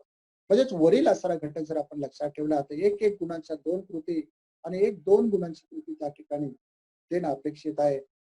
दोन गुणांची एक किंवा दोन दोन गुणांच्या दोन कृती दिल्या तरी या ठिकाणी चालू शकतं. परंतु एक एक गुणांच्या दोन आणि दोन गुणांची एक अशी रचना या ठिकाणी आपण दिली तर मला असं वाटतं ते सोयीचं जाऊ शकेल. अशी रचना या दुसऱ्या भागाची 4 गुणांसाठी द्यावी अशी अपेक्षा आहे. त्यानंतर ई नावाचा भाग आहे काव्यपंक्तीचे रसग्रहण या प्रकारचा भाग 4 गुणांसाठी आहे. अ आणि आ या असणाऱ्या घटकामध्ये विचारलेल्या कृती सोडून आपण काय करतो, या ई भागामध्ये काय करायचं आपल्याला या कवितेच्या काही ओळी द्यायच्यात आणि त्यावर आधारित आपल्याला काय करायचं रसग्रहण करायचं आहे. आणि हे रसग्रहण करताना मात्र काय करायचं की 2 किंवा 4 ओळी त्या ठिकाणी द्यायच्यात राहिलेल्या असणाऱ्या कवितेच्या आणि काय करायचंय त्यावर आधारित आपल्याला जे मुद्दे आहेत त्या मुद्द्यानुसार काय करायचं लेखन करायचंय. कोणते मुद्दे आहेत? रसग्रहणातील असणारे आशय सौंदर्य आहे, काव्य सौंदर्य आहे आणि भाषिक वैशिष्ट्य आहे. हे मुद्दे या ठिकाणी दिले तरी चालतील, परंतु त्या रचनेनुसार 3 असणाऱ्या परिच्छेदामध्ये ही रचना त्या ठिकाणी देणं आवश्यक आहे की ज्यातून काय होईल हे काव्य सौंदर्य हे असणार रसग्रहण आपल्याला स्पष्टपणे काय होईल त्या ठिकाणी दिसून येईल.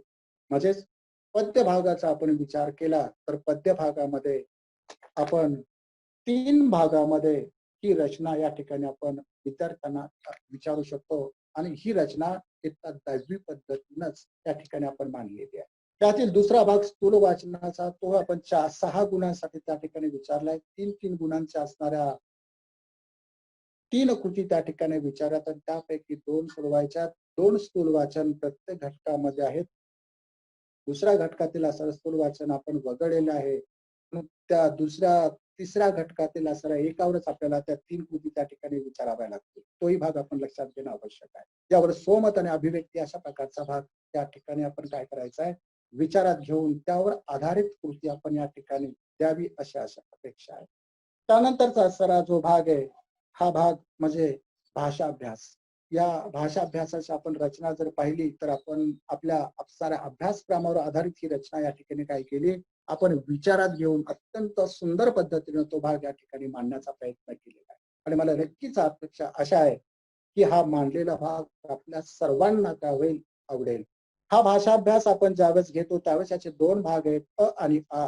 त्यातील अ भाग आहे आपल्या साऱ्या अभ्यासक्रमावर आधारित आपण व्याकरणाचा भाग या ठिकाणी विचारतो आणि दुसरा आ प्रकारचा भाग आहे. या आ प्रकारच्या भागावर आपण काय करतो इयत्ता 5वी ते 8वी या घटकापर्यंत असलेलं जो व्याकरण आहे किंवा त्या धर्तीवर व्याकरण या साऱ्या भाषिक घटकांवर आधारित त्या ठिकाणी आपण काय करतो विचारताना दिसून येतो. यातील पहिला भाग जर आपण पाहिला तर आपल्या लक्षात येईल की व्याकरण घटकावर आधारित कृती 4 अ हे 8 गुणांचा भाग आहे आणि 8 गुणांचा भाग विचारताना आपल्या असणाऱ्या इयत्ता 9वीच्या अभ्यासक्रमातील व्याकरण घटक त्या ठिकाणी विचारात घेतले. यातील पहिला भाग त्या ठिकाणी द्यावा तो म्हणजे अलंकार. अलंकार देताना मी त्या ठिकाणी रचना दिली प्रथम सत्र आणि द्वितीय सत्र. त्या पहिल्या सत्रामध्ये आपल्याला 4 अलंकार आहेत. 4 अलंकाराची विभागणी करताना मी या ठिकाणी मुद्दा म्हणून काय केलं पहिल्या सत्राला 2 अलंकार घेतलेत रूपक आणि व्यतिरेक आणि दुसऱ्या सत्राला काय केलं दृष्टांत आणि चेतन गुणोक्ती हा अलंकार ठेवलेला आहे. दुसरा हे अर्थावर आधारित आहे हे दोन्ही अलंकार. परंतु पहिल्या घटकामध्ये उपमेय उपमान या प्रकारचा भाग समाविष्ट दिसतो आणि त्या प्रकारच्या कृती विचारणं सोयीस्कर जाईल. दुसऱ्या भागामध्ये मात्र उदाहरणावर आधारित किंवा वैशिष्ट्यांवर आधारित अलंकार आहे आणि दोन्ही असणारे भाग अत्यंत कसे आहेत एकरूप आहेत. त्यामुळे दोन्ही भागांची एकरूपता लक्षात घेऊन तो स्वतंत्र भाग त्या ठिकाणी 2 सत्रासाठी मी या ठिकाणी देण्याचा प्रयत्न केलेला आहे. कृती विचारताना काय विचारायचंय साहजिकच आहे. अलंकारावर कृती विचारताना आपण एक अलंकार द्यावा किंवा 2 अलंकार द्यावेत आणि त्यावर आपण नियोजित पद्धतीने यापूर्वी जशी कृती विचारत होतो तशी कृती त्या ठिकाणी द्यावी असं मला वाटतं. त्यामध्ये अलंकाराचं लक्षण सांगून उदाहरण द्या. दुसऱ्या असणारी कृती आपण विचारू शकतो की अलंकाराचं उदाहरण देऊन त्यातील उपमेय उपमान किंवा तो अलंकार कोणता आहे ओळखा अशा पद्धतीचा भाग आपण देऊ शकतो. किंवा आपण काय करायचंय काही उदाहरणं द्यायची आहेत 2 उदाहरणं देऊन एक गुणांसाठी तो भाग त्या ठिकाणी आपण काय करू शकतो विचारू शकतो. कारण हा भाग फक्त 2 गुणांसाठी म्हणजेच उदाहरण देऊनही आपण काय करू शकतो त्या ठिकाणी तो अलंकार ओळखण्याचं सांगू शकतो आणि त्याला आपण गुणांक देऊ शकतो. उदाहरण देताना काय करायचंय, 2 उदाहरणं द्यायचे. म्हणजे कोणत्या अलंकाराचं उदाहरण ते त्या ठिकाणी समजेल. उदाहरण जर घ्यायचं ठरलं तर पहिले याचं उपरूपक आणि व्यतिरेक दोघांचंही उदाहरण द्यायचं. आणि मग ते कोणतं आहे, एक गुणांसाठी ते उदाहरण त्या ठिकाणी मुलं ओळखतील. किंवा दुसरा भाग आहे की त्रोटक त्याची असणारी व्याख्या त्या ठिकाणी द्यायची, म्हणजे लक्षण द्यायचं. आणि लक्षण दिल्यानंतर काय होईल, आपल्याला त्याचं असणारं पूर्ण लक्षण सांगायचं, म्हणजे त्याची व्याख्या सांगायची आणि त्याच्याशी निगडीत काय करायचं, आपल्याला अलंकाराशी मुलांना उदाहरण द्यायचं, सांगायचं. म्हणजे ओळखणे, लक्षण देऊन आणि त्याचबरोबर ज्यावेळेस आपण विचारतो त्यावेळेस मात्र या पद्धतीची विभागणी जर आपण केली तर अधिक सोयीचं जाईल आणि आपल्याला सुद्धा काय होईल, वार्षिक नियोजनामध्ये तो भाग काय होईल, हा मांडणं विद्यार्थ्यांसमोर सोपं जाईल. दुसरा भाग जर आपण विचार केला तर रस या प्रकारचा भाग आहे. कारण आपल्या अभ्यासक्रमामध्ये आपल्या रस हा घटक आहे. हा रस नावाचा विचार आपण दुसऱ्या भागामध्ये त्या ठिकाणी घेतलाय प्रथम सत्रासाठी, आणि दुसऱ्या सत्रासाठी आपण काय केलंय, त्या ठिकाणी हा वृत्त घेतलेली आहे.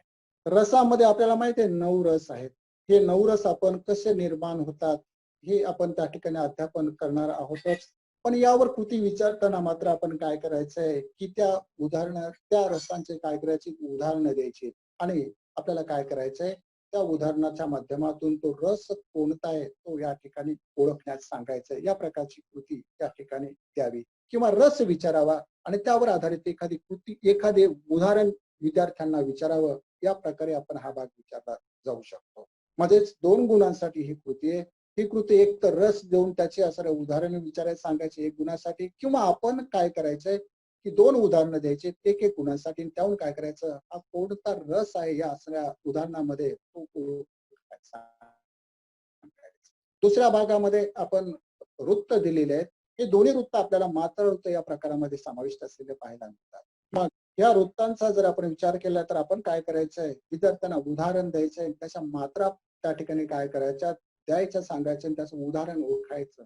अशा प्रकारचा भाग आपण देऊ शकतो. मागच्या असणाऱ्या अभ्यासक्रमाच्या आधारावर आपण कृती विचारणं या ठिकाणी योग्य ठरणार नाही. ते म्हणजे कोणती, की एक वृत्त विचारायचं आहे आणि त्या वृत्ताचे लक्षण सांगून उदाहरण द्या, अशा प्रकारचा भाग या ठिकाणी आपण विचारत होतो. पण ती मोठ्या कृती होऊ शकेल म्हणून उदाहरण द्या आणि उदाहरणाच्या माध्यमातून त्या विद्यार्थ्याला मात्रा आणि त्याचबरोबर ते उदाहरण कोणत्या असणाऱ्या वृत्ताचं आहे हे ओळखण्यास सांगितलं तर मला असं वाटतं ते खूप सोपं जाईल आणि 2 गुण त्या ठिकाणी त्याचे विभागले जाऊ शकेल. म्हणजे उदाहरण देऊन ते ओळखण्यास सांगा व त्याच्या मात्रा लिहिण्यास सांगा, किंवा दुसरा असणारा भाग आहे की त्या ठिकाणी काय करायचंय, की एक उदाहरण देऊन ते ओळखण्यास सांगणं, या प्रकारचे घटक त्या ठिकाणी देणं गरजेचं आहे. म्हणजेच आपण आपल्या रचनेनुसार आपल्या पाठ्यपुस्तकातील उदाहरणच फक्त त्या ठिकाणी विचारली तर मुलांचा गोंधळ होणार नाही आणि मुलांना त्यावेळी अधिक ते सोयीचं जाईल असं मला वाटतं. मग या 2 भागाची रचना या ठिकाणी आपण या प्रकारे जर केली तर मला असं वाटतं आपल्यालाही सुकर होईल हा सारा भाग शिकवताना. यामधील तिसरा असणारा भाग जर आपण पाहिला तर या तिसऱ्या भागामध्ये वाक्प्रचार पद्धतीने जशाचा तसा त्या ठिकाणी मांडलेला आहे. म्हणजे 4 वाक्प्रचार द्यायचे आणि त्या वाक्प्रचारांचा काय करायचं आहे, आपल्याला पैकी 2 वाक्प्रचारांचा काय करायचा आहे, अर्थ सांगायचा आहे. आणि वाक्यामध्ये मुलं ज्यावेळेस उपयोग करतात त्यावेळेस मात्र काय करायचं आहे, वाक्प्रचारांचा काय करायचा आहे, वाक्यात उपयोग करणं गरजेचं आहे. म्हणजे अर्थ सांगणे एक गुण आणि वाक्प्रचार आहेत, या वाक्प्रचारांचा वाक्यात उपयोग करा 1 गुण. या पद्धतीनं 2 गुण एका वाक्प्रचाराला, या पद्धतीने 4 गुणांची रचना या ठिकाणी. या ठिकाणी मी मुद्दामून एक भाग त्या ठिकाणी स्पष्ट करू इच्छितो, की ज्यावेळेस आपण वाक्प्रचार मुलांना विचारतो त्यावेळेस आपल्या त्या पाठ्य पुस्तकातीलच असावेत आणि जो अर्थ आपल्याला अभिप्रेत आहे तो अभिप्रेत मात्र त्या पाठ्य घटकावर आधारित असणं गरजेचं आहे. तो आपण काय करावा, मुलं काय करतील, ज्या पाठ्यघटकात तो वाक्प्रचार आलाय त्या अनुषंगाने काय करतील, त्या ठिकाणी त्याचा अर्थ सांगतील. वाक्यात उपयोग मात्र विद्यार्थ्यांना मुक्तपणे करावा अशी अपेक्षा आहे. म्हणजे पहिला असणारा 6 गुणांचा भाग या ठिकाणी आपण काय केला, हा या ठिकाणी आपण घेऊ शकतो. दुसरा भाग आहे भाषिक घटकांवर आधारित कृती. त्या भाषिक घटकांवर आधारित कृती जर आपण विचार केला तर ही 6 गुणांची असणारी ही कृती आहे. या 6 गुणांचा जर कृती या ठिकाणी 8 गुणांची असणारी कृती आहे. या 8 गुणांच्या कृतीची आपण रचना लक्षात घेतली तर आपल्या लक्षात येईल की पहिलं या भाषिक घटकांवर आधारित कृतीचा जर आपण विचार केला तर पहिला भाग त्यातील शब्द संपत्ती या पद्धतीचा आहे. आणि ही शब्द संपत्ती विचारताना येता असणाऱ्या 10वी पद्धतीनेच आपण त्याच्यामध्ये घटक समाविष्ट केलेत. ही कृती अ यामध्ये समानार्थी शब्द आहेत. दुसरा भाग आहे विरुद्धार्थी शब्द आहेत. त्यानंतर एक वचन आहे, अनेक वचन आहे. त्यानंतरचा असणारा भाग आहे शब्द समूहाबद्दल एक शब्द लिहिणे आणि त्यानंतरचा असणारा भाग आहे अक्षरांपासून काय करायचं आहे आपल्याला अर्थपूर्ण शब्द तयार करायचा आहे. अशी रचना या ठिकाणी आपण काय करायची द्यायची. या प्रत्येक असणाऱ्या कृतीमधून काय करायचे आपल्याला या 4 घटकांची या ठिकाणी निवड करायची आणि एक एक साठी ही असणारी कृती आपल्याला द्यायची. आपण इयत्ता 10वी मध्ये हा भाग देतोच, पण या ठिकाणी काही भाग मात्र मुद्दा म्हणून मी या ठिकाणी स्पष्ट करतो की बऱ्याचशा असणाऱ्या कृती आपला एक गोंधळ उडतो, पण इथे मात्र सरळ सरळ कृती आपल्याला या ठिकाणी द्यायच्या. म्हणजे समानार्थी शब्द असतील तर 2 शब्द द्यायचे, त्याचे समानार्थक शब्द लिहायचे. मुलांनी एका शब्दाचे समानार्थक शब्द अनेक असू शकतात, त्यातील कोणताही शब्द लिहिला तर त्या ठिकाणी तो आपण ग्राह्य धरावा. इथे मात्र एक घटक मी या ठिकाणी सांगतो की मुलांना सोयीचे जाईल अशा प्रकारचे समानार्थी शब्द त्या ठिकाणी काय करावेत आपल्या पाठ्यघटकाच्या आधारे काय करावेत विचारावेत. आणि काही मुलं काय करतात कधी कधी त्यातील असणारा समानार्थी अत्यंत गर्भित अर्थाचा समानार्थी शब्द देतात, म्हणजे तो अत्यंत बरोबरच असतो, परंतु आपला तो माहीत नसल्यामुळे किंवा किंवा काय होतं आपण तो भाग चुकीचा मांडतो. म्हणून काय करायचंय की मुलांना आपण ज्यावेळेस हा भाग शिकवतो त्यावेळेस मात्र सर्व समावेशक असे समानार्थी शब्द मुलांनी काय करावेत मांडावेत असं त्यांना त्या ठिकाणी आवर्जून सांगावं. 2च द्यावेत, 2 पेक्षा जास्त देऊ नये, अर्ध्या अर्ध्या गुणांसाठी. दुसरा कृत्या कोणत्याही कृतीमध्ये ते मांडले जाऊ नयेत. दुसरा भाग आहे विरुद्धार्थी शब्द. हे विरुद्धार्थी शब्द देताना सुद्धा 2च द्यावेत. रचना सुद्धा त्याच पद्धतीची आहे. त्यानंतर एक वचन अनेक वचन या प्रकारचा भाग आहे, 2च द्यावेत. एक एक गुणांसाठी तो भाग म्हणजे अर्ध्या अर्ध्या गुणांसाठी. शब्द समूहाबद्दल जर आपण पाहिलं तर आपल्या लक्षात येईल की 2 शब्द समूह देणं त्यापैकी काय करायचे दोन्ही सोडवायचे अर्ध्या अर्ध्या गुणांसाठी. हा भाग या ठिकाणी काय करणं आपण विचारात घेणं गरजेचं आहे. 2 शब्द समूह देणे आणि दोन्ही सोडवणे.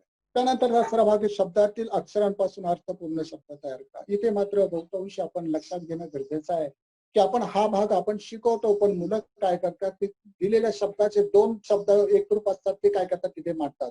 हा भाग या ठिकाणी इयत्ता 9वी पासूनच त्यांना त्या ठिकाणी आपण सांगणं गरजेचं आहे की आपण अशा पद्धतीनं या प्रश्नाचं उत्तर लिहू नये, कृतीचं उत्तर लिहू नये. उदाहरण म्हणून मुद्दा म्हणून त्या ठिकाणी मी ते दिलंय. बालपण हा शब्द आहे, म्हणजे एकच शब्द द्यावा आणि तो काय करावा सोडवावा.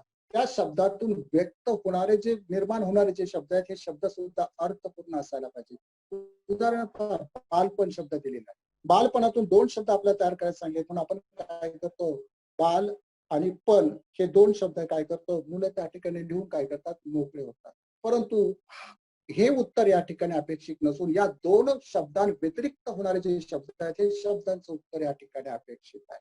म्हणजे या ठिकाणी बाप बाण असे अर्थपूर्ण शब्द आपण या ठिकाणी करू शकतो. म्हणजे या संबंधित शब्द संपत्तीच्या माध्यमातून आपण काय करू शकतो 4 घटक त्या ठिकाणी 4 गुणांसाठी या ठिकाणी विचारणं गरजेचं आहे. सरची वेळ किती आहे? घेवा रे सर. घटक हा विचारणं आवश्यक. वेळ सर. 7 मिनिटात आणखी एकच मिनिट. आपण काही वेळासाठी तिसऱ्या सत्रात जॉईन होऊयात. 7 मिनिटं राहिलेली आहेत. चालेल सर, ठीक आहे सर. तर हा असणारा भाग आहे हा शब्द संपत्तीचा आहे. या दिलेल्या घटकांपैकी 4 घटक फक्त आपल्याला काय करायचे त्या ठिकाणी विचारायचे. एक एक गुणांसाठी 4 गुणांची असणारी ही शब्द संपत्तीची रचना आपण या ठिकाणी आपल्या असणाऱ्या कृतीपत्रिकेमध्ये मांडू शकतो. त्यानंतरचा असणारा दुसरा भाग आहे तो म्हणजे लेखन नियमानुसार लेखन. हे लेखन नियमानुसार लेखन हे 2 गुणांसाठी आपल्याला त्या ठिकाणी विचारलंय. याची रचना मात्र आपण लक्षात घेणं गरजेचं आहे. बहुतांश वेळेस आपण काय करतो आपल्या विचारलेल्या घटकाची रचना लक्षात घेत नाही आणि काय करतो विनाकारण नको त्या पद्धतीने आपण कृती त्या ठिकाणी विचारतो. इयत्ता 10वीची जी रचना तीच रचना आपण 9वीच्या असणाऱ्या या घटकामध्ये आपण जर समाविष्ट केली तर मुलांना नंतर त्यामध्ये हातखंड निर्माण होईल किंवा परफेक्ट मुलांना तो भाग त्या ठिकाणी काय होईल समजेल. काय आहे बहुतांशी आपल्याला नाही याकडे लक्ष दिलेलं नसतं. यातील असणारी पहिली रचना एक तर काय करायचं आपल्याला या लेखन नियमानुसार काय करायचंय 6 या ठिकाणी आपल्याला काय करायचे शब्द द्यायचे. प्रत्येक असणारा शब्द 4च्या रचनेमध्ये असेल आणि या 4च्या रचनेमध्ये एक शब्द कसा असेल अचूक असेल. 6 शब्द द्यायचे आणि या 6 शब्दापैकी मला काय करायचे 4 शब्द त्या ठिकाणी काय करायचे लिहायचे आहेत. म्हणजे अर्ध्या गुणांसाठी या पद्धतीने एक अशी रचना अपेक्षित आहे. या असणारा भाग देताना आपल्या पाठ्यपुस्तकातीलच द्यावा, बाह्य घटक त्या ठिकाणी समाविष्ट असू नये. म्हणजे 6 पैकी विचारलेले प्रति 4, 4 मधला एक कसा असेल अचूक पद्धतीचा असेल आणि या 6 पैकी काय करायचं मुलांनी 4 शोध अचूक अशा प्रकारची उत्तर त्यातून काय करायचे शोधून काढायचे. दुसरा असणारा भाग आपण याच्यामध्ये किंवा या पद्धतीचा विचारतो तो म्हणजे वाक्य देतो आणि वाक्यातील रचनेतून आपण काय करायचे आपल्याला काही चुकीचे शब्द आपल्याला ओळखायचे. यातील असणारी कृती आपण नीट व्यवस्थितपणे समजावून घेऊया असं मला वाटतं. कारण वाक्यातील लेखन नियमानुसार चुकीचे शब्द ओळखून काय करायचे आपल्याला दुरुस्त करायचे. याच्यामध्ये काय करायचे 4 वाक्य त्या ठिकाणी आपल्याला काय करायचे द्यायचे आणि त्या वाक्यातून आपल्याला काय करायचे 2 असणारे काय करायचे वाक्यामध्ये दुरुस्ती करणं गरजेचं आहे. यामध्ये नेमकं दुरुस्ती कोणती आहे तर या 4 वाक्यामध्ये प्रति वाक्यामध्ये 2 चुका त्या ठिकाणी काय करतात आपल्याला द्यायच्या असतात. 2 पेक्षा अधिक चुका त्या वाक्यामध्ये असता कामा नयेत याची आपण काळजी घ्यावी. म्हणजे प्रत्येक वाक्यामध्ये 2 चुका असतील आणि त्या 2 चुका मुलांनी काय करायच्या दुरुस्त करायच्या या प्रकारची असणारी रचना आहे. 4 वाक्य द्यावेत प्रति वाक्यामध्ये 2 चुका आणि त्या 2 चुका काय करायच्या दुरुस्त करायच्या अशी त्याची रचना आहे. 4 पैकी 2 सोडवायचे. मी या ठिकाणी दुसरा एक भाग सांगतो की आपण बहुतांशी काय करतो आपण 10वीच्या असणाऱ्या रचनेनुसार पाहतो आपण काही बाबी त्यामध्ये बारकाईने पाहत नाही. 10वीला सुद्धा आपण काय करतो त्या वाक्यामध्ये 2च चुका देतो आणि विद्यार्थ्यांनी त्या 2च चुका त्या ठिकाणी काय करणं गरजेचं आहे दुरुस्त करणं गरजेचं आहे. बहुतांशी मुलं काय करतात त्या 2 चुका दुरुस्त करतात आणि इतर असणाऱ्या शब्दांमध्ये काय करतात फेरफार करतात किंवा चुका करतात. त्यावेळेस मात्र त्या मुलांच्या गुणांवर परिणाम होऊ शकतो की मुलाने आता 9वी मध्येच काय करायचं त्या ठिकाणी आपण समजावून सांगितलं तर अधिक सोयीचं. म्हणजे आणि त्याचबरोबर काही मुलं याच्यामध्ये काय करतात शब्दांची फेरफार करतात. तुम्हाला वाक्य अर्थपूर्ण बनवा असं सांगितलेलं नाही. तुम्हाला फक्त वाक्यातील चुका दुरुस्त करा अशा प्रकारचा भाग त्या ठिकाणी दिलेला आहे. वाक्य अर्थपूर्ण बनवणे वेगळा भाग आहे आणि वाक्यातील चुका दुरुस्त करणे हा वेगळ्या पद्धतीचा भाग. म्हणून वाक्यामध्ये 2च चुका द्याव्यात आणि त्या 2 चुका दुरुस्त कराव्यात. मुलांनी त्या 2 चुका दुरुस्त केल्यात आणि बाकीच्या शब्दामध्ये जर दुरुस्ती केली असेल तर मात्र त्याचा गुणांवर परिणाम होईल की आपण या ठिकाणी मुलांच्या लक्षात आणून देणं आवश्यक आहे. आणि हा भागही विचारताना आपण काय करायचंय आपल्या असणाऱ्या पाठ्यपुस्तकातीलच असावा बाह्य असू नये. त्यानंतरचा असणारा जो भाग आहे हा भाग म्हणजे हा विराम चिन्हांचा असणारा भाग. 1 गुणांसाठी विराम चिन्ह या ठिकाणी विचारलेलं आहे. हे असणारं विराम चिन्ह देताना आपण ही कृती प्रथमतः विचारात घेणं गरजेचं आहे. 3 भागामध्ये ही कृती आपण विचारली जाऊ शकते. त्यातील पहिला असणारा भाग आहे आपल्याला माहिती आहे विराम चिन्ह आपण मुलांना कुठं वापरतात कशी वापरतात त्याचा तक्ता आहे. त्या तक्त्यानुसार तो भाग आपण मुलांना समजावून देऊ आणि त्यातून मात्र मुलं काय करतील मग आपल्या कृतीपत्रिकेमध्ये विचारलेला भाग काय करतील सोडवतील. पण मुलांना मात्र आपल्या कृतीपत्रिकेमध्ये कोणता भाग विचारला जातो हे प्रथमतः माहीत असणं खूप आवश्यक आहे. 3 भागामध्ये आपण त्या ठिकाणी तो भाग विचारतो. यातील पहिला भाग म्हणजे काय करतो वाक्यात विरामचिन्ह काय करायचं आपल्याला वापरायची सांगितलेले असतात. म्हणजे विरामचिन्ह विरहित आपण वाक्य देतो आणि त्या वाक्यात काय करतो आपण की विरामचिन्ह मुलांना काय करतो उपयोग करायचा सांगतो. इथे मात्र लक्षात ठेवा 2 पेक्षा अधिक विरामचिन्ह वाक्यामध्ये वापरत लागणार नाहीत याची आपण काळजी घेणं गरजेचं आहे. म्हणजे 2च विरामचिन्ह त्या वाक्यात वापरण्याचे आपल्याला सांगायचे. दुसऱ्या पद्धतीने कृती विचारली जाऊ शकते म्हणजे वाक्यातील चुकीची विरामचिन्ह काय करायची आपल्याला दुरुस्त करायची. म्हणजे वाक्य दिलेलं असतं त्याच्यामध्ये विरामचिन्ह वापरलेले आहेत परंतु काही विरामचिन्ह आपण काय केली त्या ठिकाणी चुकीच्या पद्धतीने दिली ती मुलांना काय करायची दुरुस्त करायला लावायची. ती फक्त 2च की हा भाग आपण विचारात घेऊन काय करायचंय तशी कृती आपण त्या ठिकाणी द्यायची. त्यानंतर आपण कृती विचारली जाऊ शकते की म्हणजे विरामचिन्ह द्यायचे आणि त्यासमोर ते विरामचिन्ह कोणतं आहे ते या ठिकाणी काय करायचं ओळखा. अशा प्रकारचा भाग म्हणजे 3च घटकामध्ये ही कृती आपण काय करायची विचारायची 9वीच्या सराव वर्गामध्ये आपण याचा सराव केला की हीच कृती जशीच्या तशी आपल्या इयत्ता 10वी मध्ये काय होते समाविष्ट असल्यामुळे आपल्याला मुलांना फारसं त्या संदर्भात सांगण्याची गरज भासणार नाही. मुलांना फक्त विरामचिन्ह हा भाग सांगितला की मुलं बरोबर त्यामध्ये काय विचारलं जातं तो भाग काय करतील, अभ्यासतील. या 3 घटकां पद्धतीनंच मुलांचा आपण काय करावं, सराव घ्यावा असं मला वाटतं. त्यानंतरचा सराव भाग आहे तो म्हणजे पारिभाषिक शब्द.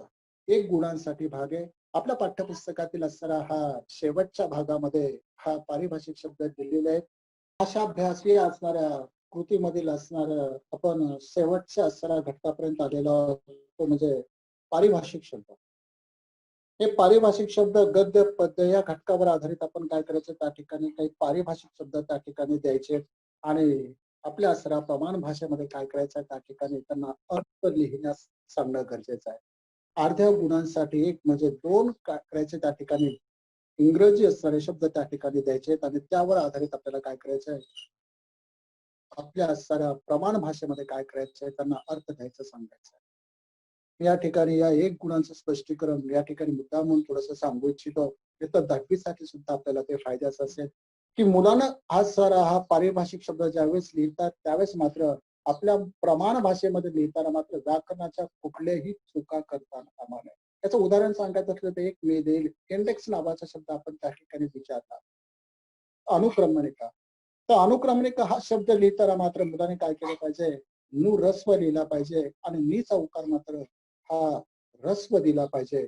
बहुतांशी मुलं काय करतात, काना मात्रा इकार उकार याकडे काय करतात, लक्ष देत नाहीत आणि मग ते म्हणतात की मी बरोबर लिहिला शब्द आणि मला मार्क गुण कसे मिळाले नाहीत, तर व्याकरणिक चुका असल्यामुळे त्याला ते गुण देता येत नाहीत. म्हणून वाटण्यास आपल्याला ही कृती अत्यंत सोपी वाटते, परंतु गुणांकाच्या बाबतीमध्ये विद्यार्थ्यांच्या दृष्टिकोनातून अत्यंत पातळी त्याची कठीण असे असं मला वाटतं. म्हणजे इंग्रजी असणाऱ्या शब्दाचं मराठी प्रमाण भाषेत ज्यावेळेस तो भाषांतर करतो त्यावेळेस मात्र ही काळजी आपण सर्वांनी घ्यावी आणि मुलांना काय करावी ती त्या ठिकाणी समजावून सांगावं. यानंतरचा सराव भाग आहे उपयोजित लेखनाकडे आपण वळणार आहोत. हे उपयोजित लेखन सुद्धा इयत्ता 9वीच्या उपयोजित लेखनावर आधारित प्रथम सत्र आणि द्वितीय सत्र या पद्धतीने आपण काय केलं, व्यवस्थित बसवण्याचा प्रयत्न केलेला आहे. आपणा सर्वांना सुद्धा हे काय होईल, नक्कीच भावेल असं मला वाटतं. एकूण जर आपण उपयोजित लेखनाचा भाग जर आपण पाहिला तर अ, आ, इ या घटकामध्ये आपण काय करणार आहोत, 10वी पद्धतीने त्याची मांडणी करणार आहोत. पहिल्या भागामध्ये पत्र लेखन आहे, दुसरं सारांश लेखन आहे, त्यानंतरच्या भागामध्ये आपण कथा, त्यानंतर जाहिरात, त्यानंतर संवाद, मुलाखत या प्रकारचा भाग त्या ठिकाणी आपण काय केला हा दिलेला आहे. वृत्तांत लेखन नावाचा भाग आहे त्यामध्ये समाविष्ट आहे. त्यानंतर लेखन प्रकारामध्ये प्रसंग लेखन, आत्मकथन आणि कल्पना प्रदान या प्रकारचा निबंध त्या ठिकाणी आहे. आपल्याला वैचारिक आहे 10वीला, इथे मात्र कल्पना प्रदान आहे. मग हा असा उपयोजित लेखनाचा भाग आहे. आपण 2 सत्रांमध्ये जर व्यवस्थित बसवला तर तो अध्यापन करताना आपल्यालाही अडचणी निर्माण होणार नाहीत आणि विद्यार्थ्यांनाही तो आकलन करणं सोपं जाईल. चला तर मग आपण पहिला सराव उपयोजित लेखनाचा भाग पाहू. हा 24 गुणांचा सराव भाग आहे. पहिला सराव भाग आहे पत्र लेखनाचा, हा 6 गुणांसाठी आहे. या पत्र लेखनाची जर रचना पाहिली तर आपल्या लक्षात येईल की हे जे पत्र लेखन आहे हे पत्र लेखन 2 भागामध्ये या मुलांसाठी या इयत्ता 9वी मध्ये ठेवलेलं आहे, औपचारिक आणि अनौपचारिक. पण या ठिकाणी मी असं म्हणेल की दोन्ही पत्र या ठिकाणी कसे आहेत, औपचारिक पद्धतीची आहे, असे औपचारिकच आहेत. यामध्ये पहिला भाग आहे आपण मागणी पत्र, तक्रार पत्र आणि त्याचबरोबर स्वपरिचय पत्र अशा प्रकारचा भाग. हे तिन्ही प्रकार हे औपचारिक पद्धतीमध्ये येताना आपल्याला दिसेल. मी मुद्दाम या ठिकाणी याची रचना अशी केलेली आहे की मागणी पत्र, तक्रार पत्र आणि द्वितीय सत्राला सुद्धा मागणी पत्र आणि तक्रार पत्र असा भाग घेतला. त्याचं कारण आहे की इयत्ता 10वीच्या असणाऱ्या कृती घटकानुसार जर आपण विचार केला तर आपल्याला 2 पत्र एकाच कृतीवर विचारले जातात आणि इथं जर आपण जर स्वपरिचय पत्र विचारलं तर स्वपरिचय पत्र मात्र 2 बाबीमध्ये त्या ठिकाणी बसत नाही. आपल्याला जे विचारायचं असेल तर ते स्वपरिचय पत्र आपल्याला स्वतंत्र विचारावं लागेल. म्हणून मला असं वाटतं की आपण या अभ्यासक्रमामध्ये स्वपरिचय पत्र पहिल्या सत्रापासूनच मुलांना त्या ठिकाणी शिकवणार आहोतच, परंतु आपण परीक्षेला ज्यावेळेस ही कृती विचारतो त्यावेळेस मात्र 10वीचा असणारा हा वर्ग आपण लक्षात ठेवून 2 भागामध्ये ती कृती विचारताना मागणी आणि त्याचबरोबर तक्रार या 2 भागामध्ये ती कृती विचारावी. आणि त्याची असणारी गुणांकन पद्धत कशी आहे हे आपण 10वी पद्धतीने त्या ठिकाणी देणं आवश्यक आहे. म्हणजेच मागणी आणि तक्रार दुसऱ्या सत्रामध्ये सुद्धा मागणी आणि तक्रार. त्यानंतरचा असणारा भाग आपण या ठिकाणी काय करतो, हा सारांश लेखन या पद्धतीचा भाग विचारतो. तोच पुन्हा प्रश्न क्रमांक 1 मधील असणारा विभाग 1 मधील असणारी ई नावाची कृती आहे. ई नावाच्या कृतीवर साधारणतः 100 ते 120 शब्दापर्यंत त्या ठिकाणी तो उत्तर आपण देतो. त्यावर आधारित त्या ठिकाणी काय करायचंय, सारांश लेखन हा भाग त्या ठिकाणी आपल्याला काय करायचा आहे, विचारायचा आहे. मुलांचा असणारा सारांश लेखनाचा हा सराव आपण काय करणं गरजेचं आहे, करून घ्यावं. कारण हा भाग तसं पाहिलं तर खूप सोपा आहे आणि मुलांना या असणारा सारांश लेखनाचा बराचसा भाग स्वतःकडे अवगत असलेला आपल्याला ही कृती शिकवल्यानंतर काय होईल, आपला नक्कीच लक्षात येईल. अगदी बरोबर सर, घ्या वर सर थोडं. तर हे असणारा सारांश लेखन ज्यावेळेस आपण शिकवतो त्यावेळेस मात्र पहिल्या असणाऱ्या घटकातील अपठित उतारा त्या ठिकाणी विचारात घ्यावा. यानंतर दुसरा असणारा भाग आहे आ नावाचा. हा आ नावाचा भाग आता 9वीच्या असणाऱ्या अभ्यासक्रमानुसार आपण त्या ठिकाणी काय केली, त्याची रचना केलेली पाहायला मिळते. एकूण किती घटक आहेत आपल्या असणाऱ्या 9वीच्या अभ्यासक्रमामध्ये? 9वीच्या अभ्यासक्रमामध्ये कथालेखन आहे, जाहिरात लेखन आहे, मुलाखत आहे, संवाद आहे आणि वृत्तांतर लेखन. याची रचना आपण 2 सत्रामध्ये ज्यावेळेस केली त्यावेळेस मात्र मुलांना 10वी साठी पोषक होईल या दृष्टिकोनातून तो भाग त्या ठिकाणी आपण मांडला. म्हणजे पहिल्या सत्रामध्ये आपण कथा लेखन घ्यावं, मुलाखत घ्यावी आणि संवाद लेखन घ्यावं. आणि घेताना मात्र आपण काय करावं, आपल्या आता 10वीच्या रचने पद्धतीनेच काय करावं, तो भाग त्या ठिकाणी मुलांना समजावून सांगावा. प्रत्येक रचनेची असणारी जी काही वैशिष्ट्य आहेत ती त्या ठिकाणी त्याची ओळख होणं गरजेचं आहे. उदाहरण दाखल मी एकच सांगेन की कथा लेखन नावाचा भाग हा किती पद्धतीने विचारला जातो याची ओळख मुलांना याच वर्गामध्ये या ठिकाणी करून देणं गरजेचं आहे. कथा बीजाच्या माध्यमातून आपण कथा विचारतो, शब्दांच्या माध्यमातून कथा विचारतो, त्यानंतर असणाऱ्या मुद्द्यांच्या माध्यमातून कथा विचारतो. त्यानंतर आपण काय करतो, कथेचा पूर्वार्ध देतो, त्याचा उत्तरार्ध लिहायचा सांगतो, किंवा आपण कथेचा उत्तरार्ध लिहितो, पूर्वार्ध लिहायचा सांगतो. या सर्व बाबी आपण मुलांना या ठिकाणी काय कराव्यात, या समजावून सांगाव्यात आणि योग्य त्या प्रकारे आपण ती कृती आपल्या असणाऱ्या या 9वीच्या वर्गामध्ये काय करावी, मुलांसमोर विचारावी. ही कृती विचारताना एक लक्षात घेणं गरजेचं आहे की इयत्ता 8वीतून मुलं नुकतीच 9वी मध्ये आलेली असतात. त्यामुळं आपल्या अपेक्षा पद्धतीनं ती असणारी ही कृती सोडवणार नाहीत, परंतु त्यापर्यंत मुलांना आपण कसं नेता येईल हा या ठिकाणी आपण विचार करावा. म्हणून हा भाग होताना आपण काय करावं, या बाबी लक्षात घ्याव्या असं मला वाटतं.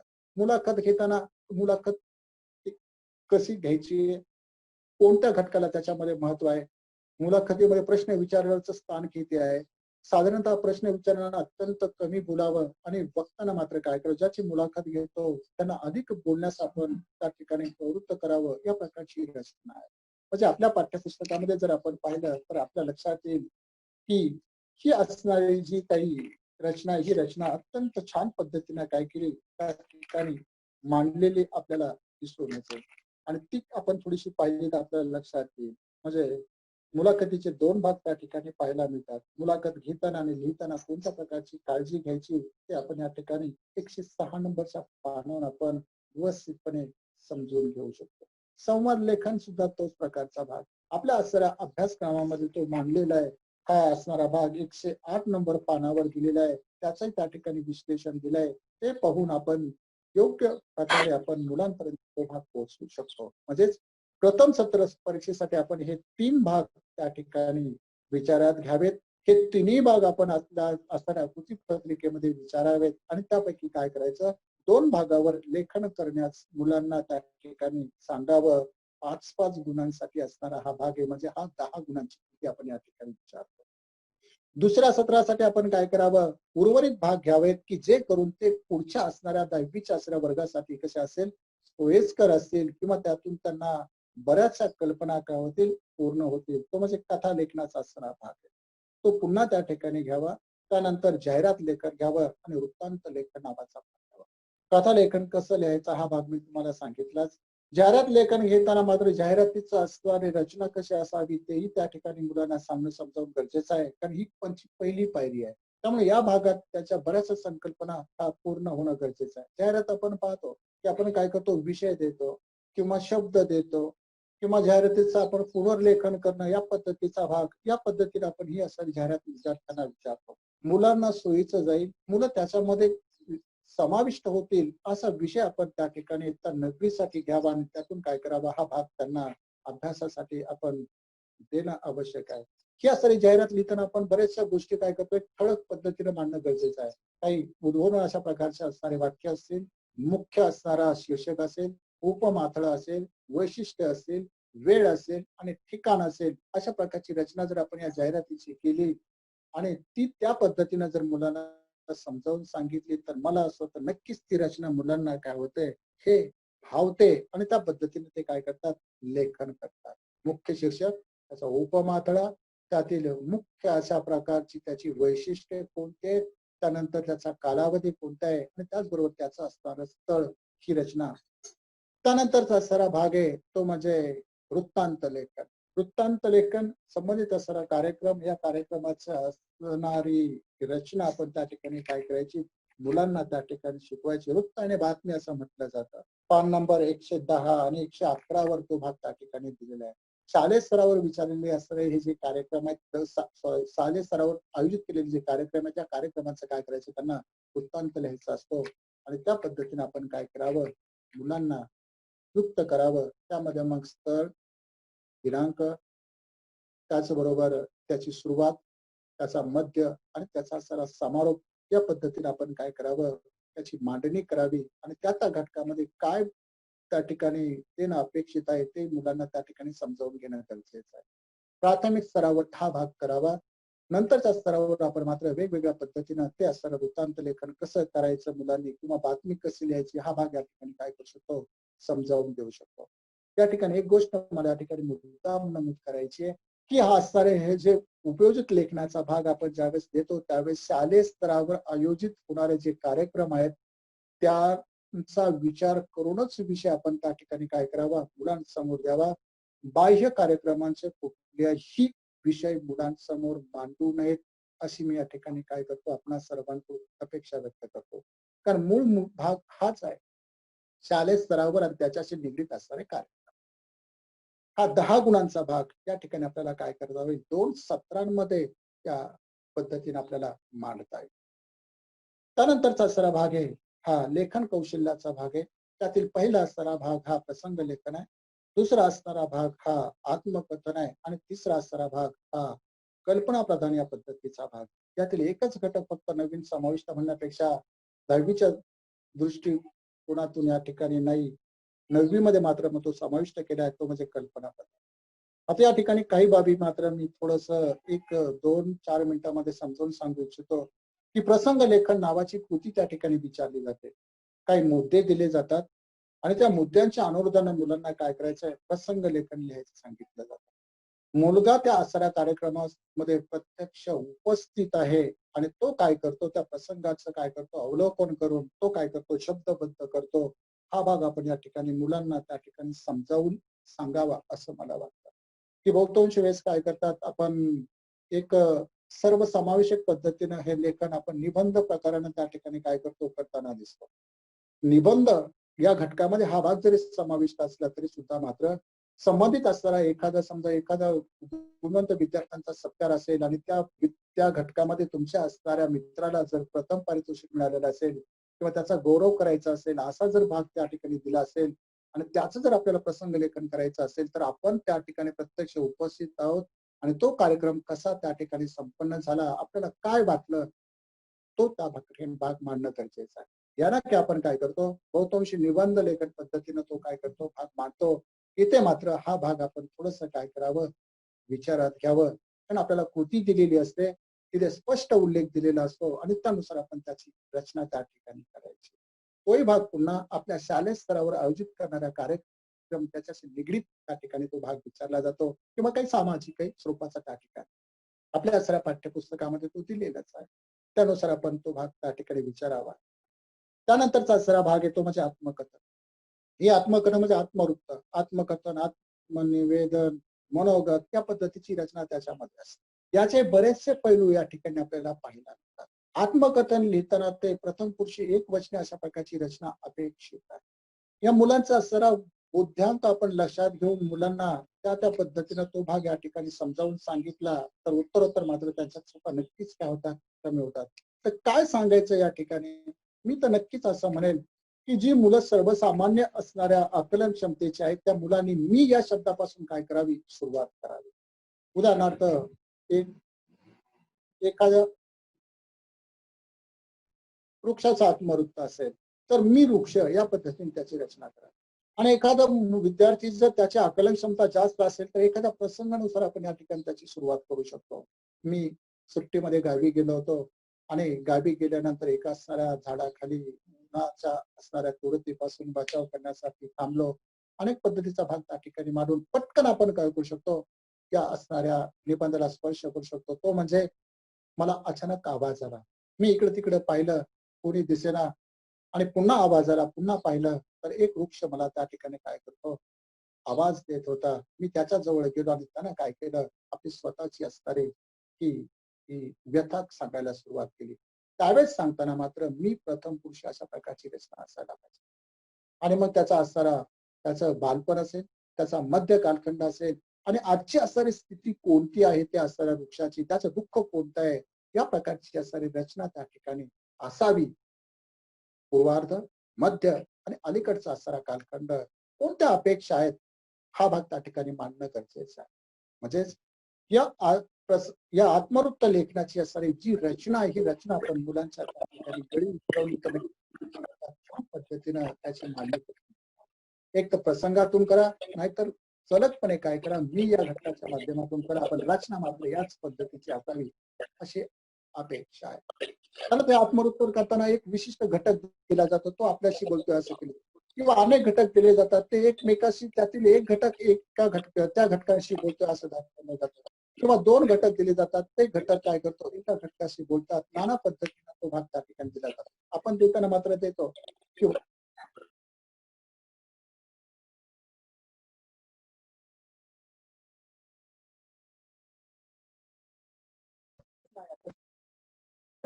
आत्मवृत्त नावाचा प्रकार हा कसा सोडवायचा किंवा कसा आपण आत्मसात करायचा, तो जर आपण व्यवस्थित जर समजावून सांगितला तर 9वीच्या वर्गामध्येच त्याच्या संकल्पना पूर्ण होतात आणि 10वीला मात्र त्याच्या असणाऱ्या हातून सुंदर अशा प्रकारची कलाकृती साकार होऊ शकते. त्यानंतर कल्पना प्रधान निबंध. कल्पना प्रधान निबंध लिहिताना मात्र आपण त्या ठिकाणी लक्षात ठेवणं गरजेचं आहे. कल्पनेला या ठिकाणी मुक्त अशा प्रकारचा वाव आहे. परंतु एक गोष्ट लक्षात ठेवायची की कल्पनेला वाव जरी असला तरी सुद्धा मात्र वास्तवता त्या मुलांनी लक्षात घेणं अत्यंत आवश्यक आहे. उदाहरणार्थ मी पक्षी झालो तर दिले पहा त्या ठिकाणी आपल्याला त्या ठिकाणी थोडासा फेरफार आहे, आपण पाहू शकता. मी पक्षी झालो तर मी आकाशाच्या उंच जाईल, अवकाशाच्या उंच जाईल, मी स्वर्गामध्ये जाईल अशी रचना करतात मुलं. वास्तवता लक्षात घेणं गरजेचं आहे की पक्षी अवकाशामध्ये स्वर्गामध्ये जाऊ शकतात. म्हणजे काही गोष्टी अवास्तव अशा प्रकारची म्हणजे कल्पनेची जरी या ठिकाणी मुक्त मांडणी जरी असली तरी सुद्धा मात्र काही वास्तविक घटक असतात, ते घटक काय करतात त्या ठिकाणी आपण विचारात घेणं आवश्यक आहे. मुलांच्या त्या ठिकाणी काय तर आपण लक्षात आणून द्या की जेणेकरून त्यांच्या असणाऱ्या ह्या चुका करणार नाहीत, त्या उत्तरोत्तर कमी होतील आणि त्याचा मुलांना नक्कीच फायदा होईल. म्हणजेच लेखन कौशल्य हा भाग आपण शिकवताना मात्र एक 10वीचा बेस आणि त्या रचनेनुसार आपण त्या ठिकाणी त्यांना सांगणं गरजेचं आहे आणि उत्तरोत्तर चुका कशा कमी होतील याकडे अधिक लक्ष द्यावं ही माझी या ठिकाणी अत्यंत विनम्रपूर्वक आपल्याला विनंती आहे. आणि आपणही तो भाग काय करणं गरजेचं आहे, समजावून घेणं आवश्यक आहे. त्यातून नक्कीच मुलांना काय त्याचा अधिक फायदा होईल आणि मुलं त्या कृतीपत्रिकेला नक्कीच काय होतील त्या ठिकाणी अत्यंत धैर्यानं त्या ठिकाणी सामोरं जातील. हा भाग सांगताना मी मात्र मांडताना एक गोष्ट मात्र मुद्दामून या ठिकाणी नमूद करू इच्छितो की संबंधित कृती सोडवताना मुद्द्यानुसार त्याची असलेली रचना अपेक्षित आहे. त्याचबरोबर मुलांनी किती लिहिलंय यापेक्षा ते कसं लिहिलं, काय लिहिलंय, त्या विषयाची मांडणी कशी आहे आणि या सर्व मुद्द्यांवर आपण काय करणं गरजेचं आहे, गुणगान करणं आवश्यक आहे. म्हणजेच मुलांच्या असणाऱ्या या आकलन क्षमतेनुसार त्यांना त्या ठिकाणी काय करायचंय, आपण अध्यापन करावं. उत्तरोत्तर त्या मुलांमधील असणारा हा दृष्टिकोन अभ्यासक्रमाचा अधिक बळावला जाईल आणि त्याचा मुलांना नक्कीच त्यावेळी त्या ठिकाणी फायदा होऊ शकतो. हे असणारं सत्र खरंच या सत्रासाठी आपल्याला जवळजवळ तीन असणाऱ्या तज्ञांची गरज असते.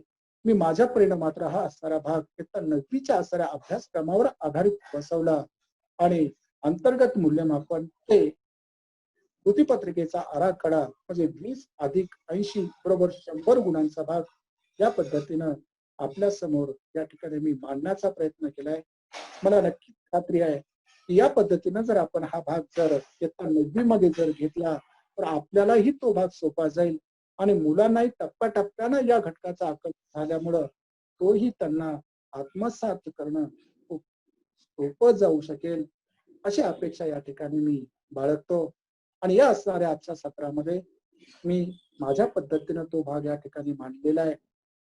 अतिरिक्त जर तो भाग आपल्याकडे आला असेल किंवा काही त्याच्यामध्ये उडं राहिलं असेल तर तो आपण काय करावा, पूर्ण करून घ्यावा आणि अधिक राहिलं असेल तर तो काय करावा, तो माझ्याकडे आपण परत दिला तरी मला असं वाटतं काहीच हरकत नाही. त्याच्यामध्ये काही घटक राहिला असेल तर तोही आपण काय करावा, समजावून घ्यावा अशी या ठिकाणी मी काय करतो, आपणास विनम्रपूर्वक विनंती करतो. आणि मला असं वाटतं की या सगळ्या सत्राचा या ठिकाणी मी काय करतो, माझा समारोप होतो आणि माझ्या काय करतो, पूर्ण विराम देतो. धन्यवाद. अतिशय सुंदर लांडगे सर. कृतीपत्रिकेचं स्वरूप ही इयत्ता 9वीच्या दृष्टिकोनातून, परंतु हे स्वरूप सादर करत असताना त्यांनी ही इयत्ता 10वीचा वर्ग आपल्या नजरेसमोर ठेवलेला होता आणि म्हणूनच कृतीपत्रिकेचं स्वरूप असल्यामुळं त्या घटकाला न्याय देण्यासाठी थोडा वेळ लागणं साहजिक होतं. त्यानुसार आपण 3रं सत्र आयोजित केलेलं आहे. तर अतिशय सुंदर असं मार्गदर्शन आपलं झालेलं आहे. मला वाटतं महाराष्ट्रातील तमाम शिक्षक बांधवांचा, सर्वांचा संभ्रम या माध्यमातून दूर व्हायला आपल्याला मदत होणार आहे. मी आदरणीय दिलीप पवार सर सांगली यांना विनंती करतो की त्यांनी आभार व्यक्त करावेत आणि त्यानंतर आदरणीय लक्ष्मणराव महाडिक सर आहेत आपल्याकडे. मी त्यांना अनम्यूटची परवानगी दिलेली आहे. आभार व्यक्त झाल्यानंतर लक्ष्मणराव महाडिक सर बोलतील. आदरणीय दिलीप पवार सर बोला. आभार. नमस्कार. नमस्कार सर. 10वीच्या यशस्वी, आवाज येतोय ना सर? हो येतो. नमस्कार. 10वीच्या यशस्वी आंतरजालच्या माध्यमातून आपण 10वीचं यशस्वीरित्या मार्गदर्शन केलेलं आहे सर्व शिक्षकांना. महाराष्ट्र मराठी अध्यापक आंतरजाल उपक्रमाच्या विचाराचे मोती आता सर्वत्र पसरायला लागलेले आहेत. वेचता वेचता शिक्षकांचे हात गच्च भरलेले आहेत. शिक्षक हो, सर्व शिक्षक हो, खोला जरा मनाचे शिंपले स्वतःहून, अमृताचे स्वतःहून.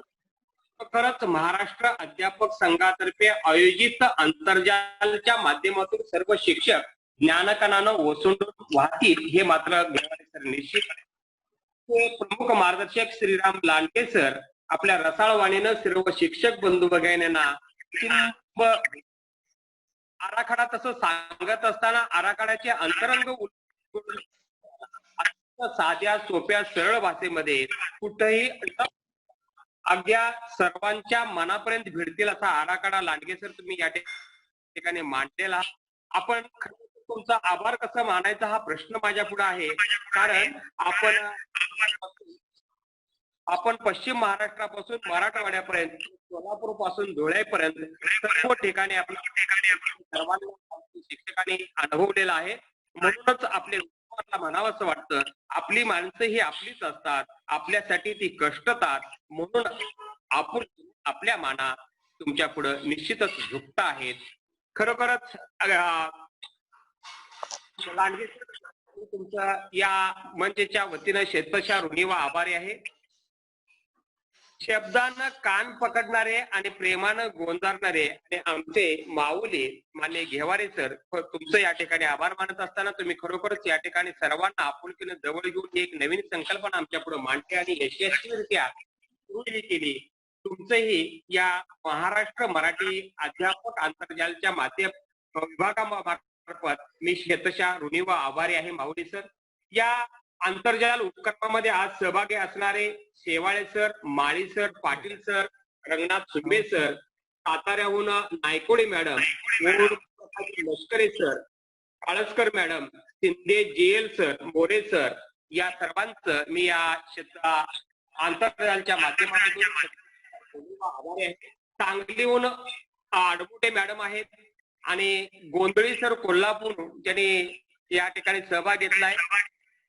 सांभाळणारे आमचे सलगर सर मित्र यांचेही या मंचच्या वतीनं मी शतशः ऋणी आभारी आहे. या ठिकाणी अनेक महाराष्ट्रातून शिक्षक आहेत, अवधूत सर आहेत, त्यानंतर या ठिकाणी मठपती सर आहेत, गाडे सर आहेत. या अशा अनेकांचा नामोल्लेख करणं सर या ठिकाणी शक्य नाही, पण ज्यांचा नामोल्लेख राहिलाय अशा सर्वांचं मी या आंतरजालच्या माध्यमातून या ठिकाणी मी आभार व्यक्त करतो. या सर्वांचं मी शतशः ऋणी व आभारी आहे. पुनश्च एकदा आपणा सर्वांचं या ठिकाणी असंच आपल्या या आंतरजाल उपक्रम सर्वांनी यशस्वी करण्यासाठी सहभाग घ्यावा अशी विनंती करून मी सर्वांचं या ठिकाणी मनपूर्वक आभार मानतो. धन्यवाद सर. आदरणीय लक्ष्मणराव महाडिक सर. सर नमस्कार. आवाज येतो? येतो, बोल. येतो. सर्वप्रथम आज ज्यांनी अतिशय सुंदर आपल्या रसाळ वाणीतून इयत्ता 9वी-10वीची पहिली पायरी आहे आणि म्हणून 10वीचा वर्ग डोळ्यासमोर ठेवून महाराष्ट्रातील मराठी भाषा शिकवणाऱ्या सर्व अध्यापक वर्गाने 9वी मध्येच 10वीची जी पायाभरणी करायची असते त्या अनुषंगाने संपूर्ण कृतीपत्रिकेचा जो आराखडा होता, प्रश्नपत्रिकेचा आराखडा असेल, तो अतिशय व्यवस्थितरित्या त्यांनी या ठिकाणी समजून सांगितला. मला वाटतं की एक गोष्ट यामध्ये मला नमूद करावीशी वाटते की आज हा सगळा कोरोना लॉकडाऊनचा काळ असताना सुद्धा महाराष्ट्रातील मराठी भाषा शिक्षक हा विद्यार्थ्यांच्या आयुष्याची जडणघडण करताना किती सजग मनाने ह्या वेळेचा सदुपयोग करतो आहे याची नोंद मला वाटतं इतिहासामधली केली जाईल आणि ती व्हावी ही अशी माझी अपेक्षा आहे. दुसरी महत्वाची गोष्ट की हे सगळं महाराष्ट्रातील मराठी अध्यापक संघाच्या सर्व शिक्षकांनी एकत्र करणं, त्यांच्यातली ज्या उणिवा आहेत त्या परिपूर्ण करणं. मला नेहमी वाटत असतं की पाठ्यपुस्तक हे काही संपूर्ण शिक्षणाचं साधन का साध्य होऊ शकत नाही. तर भाषेचा शिक्षक हा त्याच्यामध्ये जीव ओतत असतो, त्या शब्दांना जिवंतपणा आणत असतो. वर्गात बसलेल्या भाषेच्या विद्यार्थ्यांना सजग मनाने, संवेदनशील मनाने तो शिकवत असतो. म्हणून पाठ्यपुस्तकाचं जे स्थान आहे ते अत्यंत महत्वाचं असलं तरी तेच काही संपूर्ण विद्यार्थ्याच्या आयुष्याच्या जडणघडणीमध्ये महत्वाचा टप्पा ठरत नाही. तर त्या पुस्तकातल्या पानापानामध्ये जे असतं ते पानापानातलं विद्यार्थ्यांच्या मस्तकामध्ये पोहोचवण्याचं काम मला वाटतं आपला मराठी भाषा शिक्षक अध्यापक करत असतो आणि म्हणून त्याच्या दृष्टीने ही फार महत्वाची गोष्ट आहे. स्वामी विवेकानंदांनी एका ठिकाणी म्हटलं होतं की माणसाने नेहमी रीत व्हावं. कारण जी माणसं रीती होतात ना ती त्यांना भरता येतं आणि भाषेचा शिक्षक हा नेहमी रीता असावा, असूसलेला असावा, तो तहानलेला असावा, तो उपाशी असावा. आणि म्हणून विविध पुस्तकांमधून, ग्रंथांमधून जे जे जिथं ज्याला मिळेल ते सगळं संकलन करून तो आपल्या विद्यार्थ्यांच्या मनामध्ये रुजवण्याचं काम करतो. मला वाटतं हे फार अतिशय सुंदर असा हा आंतरजाल मार्फत चालणारा हा सगळा उपक्रम हा अभिनंदनीय आहे. घेवारे सर असतील, आमचे सगळे सन्मित्र, त्या सगळ्यांचे मी अभिनंदन करतो आणि विशेषतः जालन्याचे आमचे सन्मित्र श्रीरामजी लांडगे सरांना अतिशय सहजतेने, अतिशय समर्पक शब्दात, सहज जसा एखादा माणूस एखादी ओवी सहजपणे उद्धृत करतोय इतक्या सहजतेने रसाळवाणीने त्यांनी हे विवेचन या ठिकाणी सादर केलं मी व्यक्तिशः आपल्या सर्वांना धन्यवाद देतो आणि थांबतो. जय हिंद, जय महाराष्ट्र, जय मराठी. अतिशय सुंदर मनोगत व्यक्त केलं आहे महाडिक सरांनी. मी बाबासाहेब शिकारे सर यांना विनंती करतो, आपण कृपया व्यक्त व्हा. नमस्कार सर. महाराष्ट्र मराठी आंतरजाल उपक्रमाचा खऱ्या अर्थाने 10वीचा उपक्रम देखील अतिशय चांगला झाला, पण 9वीच्या शिक्षकांच्या मनामध्ये देखील बऱ्याच दिवसापासून शंका होती की 9वीचा कृतीपत्रिका आराखडा आपल्याला मिळावा, तो मात्र मिळत नव्हता. आज खऱ्या अर्थाने श्रीराम दानवे सर यांनी अतिशय चांगल्या प्रकारे पीपीटीद्वारे 9वीचा कृतीपत्रिका आराखडा 80 गुणांचा समजावून दिला. खऱ्या अर्थाने विद्यार्थ्यांना देखील जास्त वेळ मिळण्यासाठी त्याच्या डोक्यामध्ये हा आराखडा जर फिट झाला, पहिला डोक्यामध्ये आहेच, प्रत्येक विद्यार्थ्याला जास्त गुण मिळण्यासाठी जर त्याला कृतीपत्रिकेचं स्वरूप समजलं तर तो अधिक चांगल्या प्रकारे त्या ठिकाणी कृतीपत्रिका सोडू शकतो. लांडगे सरांनी अतिशय चांगल्या प्रकारे त्या ठिकाणी तयारी केली आणि पीपीटीच्या माध्यमाद्वारे हा आराखडा आपल्या सर्व महाराष्ट्रातील शिक्षक बांधवांना समजावून दिला. त्याबद्दल शतशः त्यांचे आभार, धन्यवाद, थँक्यू. उद्याचा कार्यक्रम अतिशय सुंदर आहे. रस विचार या विषयावर सोलापूर येथून आदरणीय डॉक्टर देविदास गुरव सर हे व्यक्त होणार आहेत. चुकू नये असा हा कार्यक्रम आहे.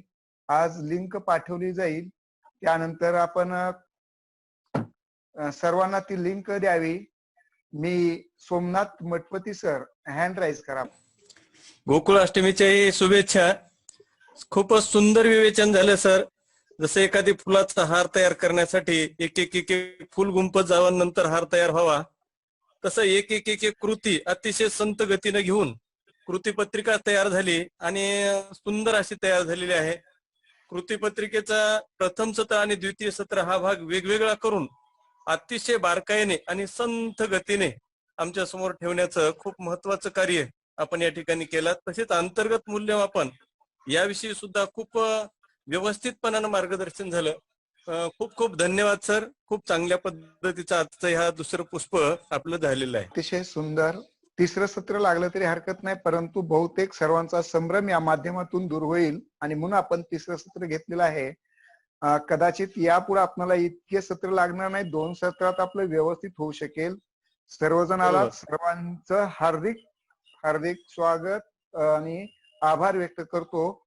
आणि एक आम्हा एकच ध्यास, विद्यार्थ्यांचा सर्वांगीण विकास, हे सुद्धा ब्रीदवाक्य तयार करण्यासाठी श्रीराम लांडगे यांनी फार कष्ट घेतले. आणि काय असावं अशी चर्चा चालल्यानंतर आम्हा एक ध्यास, विद्यार्थ्यांचा सर्वांगीण विकास, आपण सारे विद्यार्थ्यांसाठी आहोत आणि म्हणूनच विद्यार्थ्यांच्या सर्वांगीण विकासासाठी आपण प्रयत्नशील राहूयात.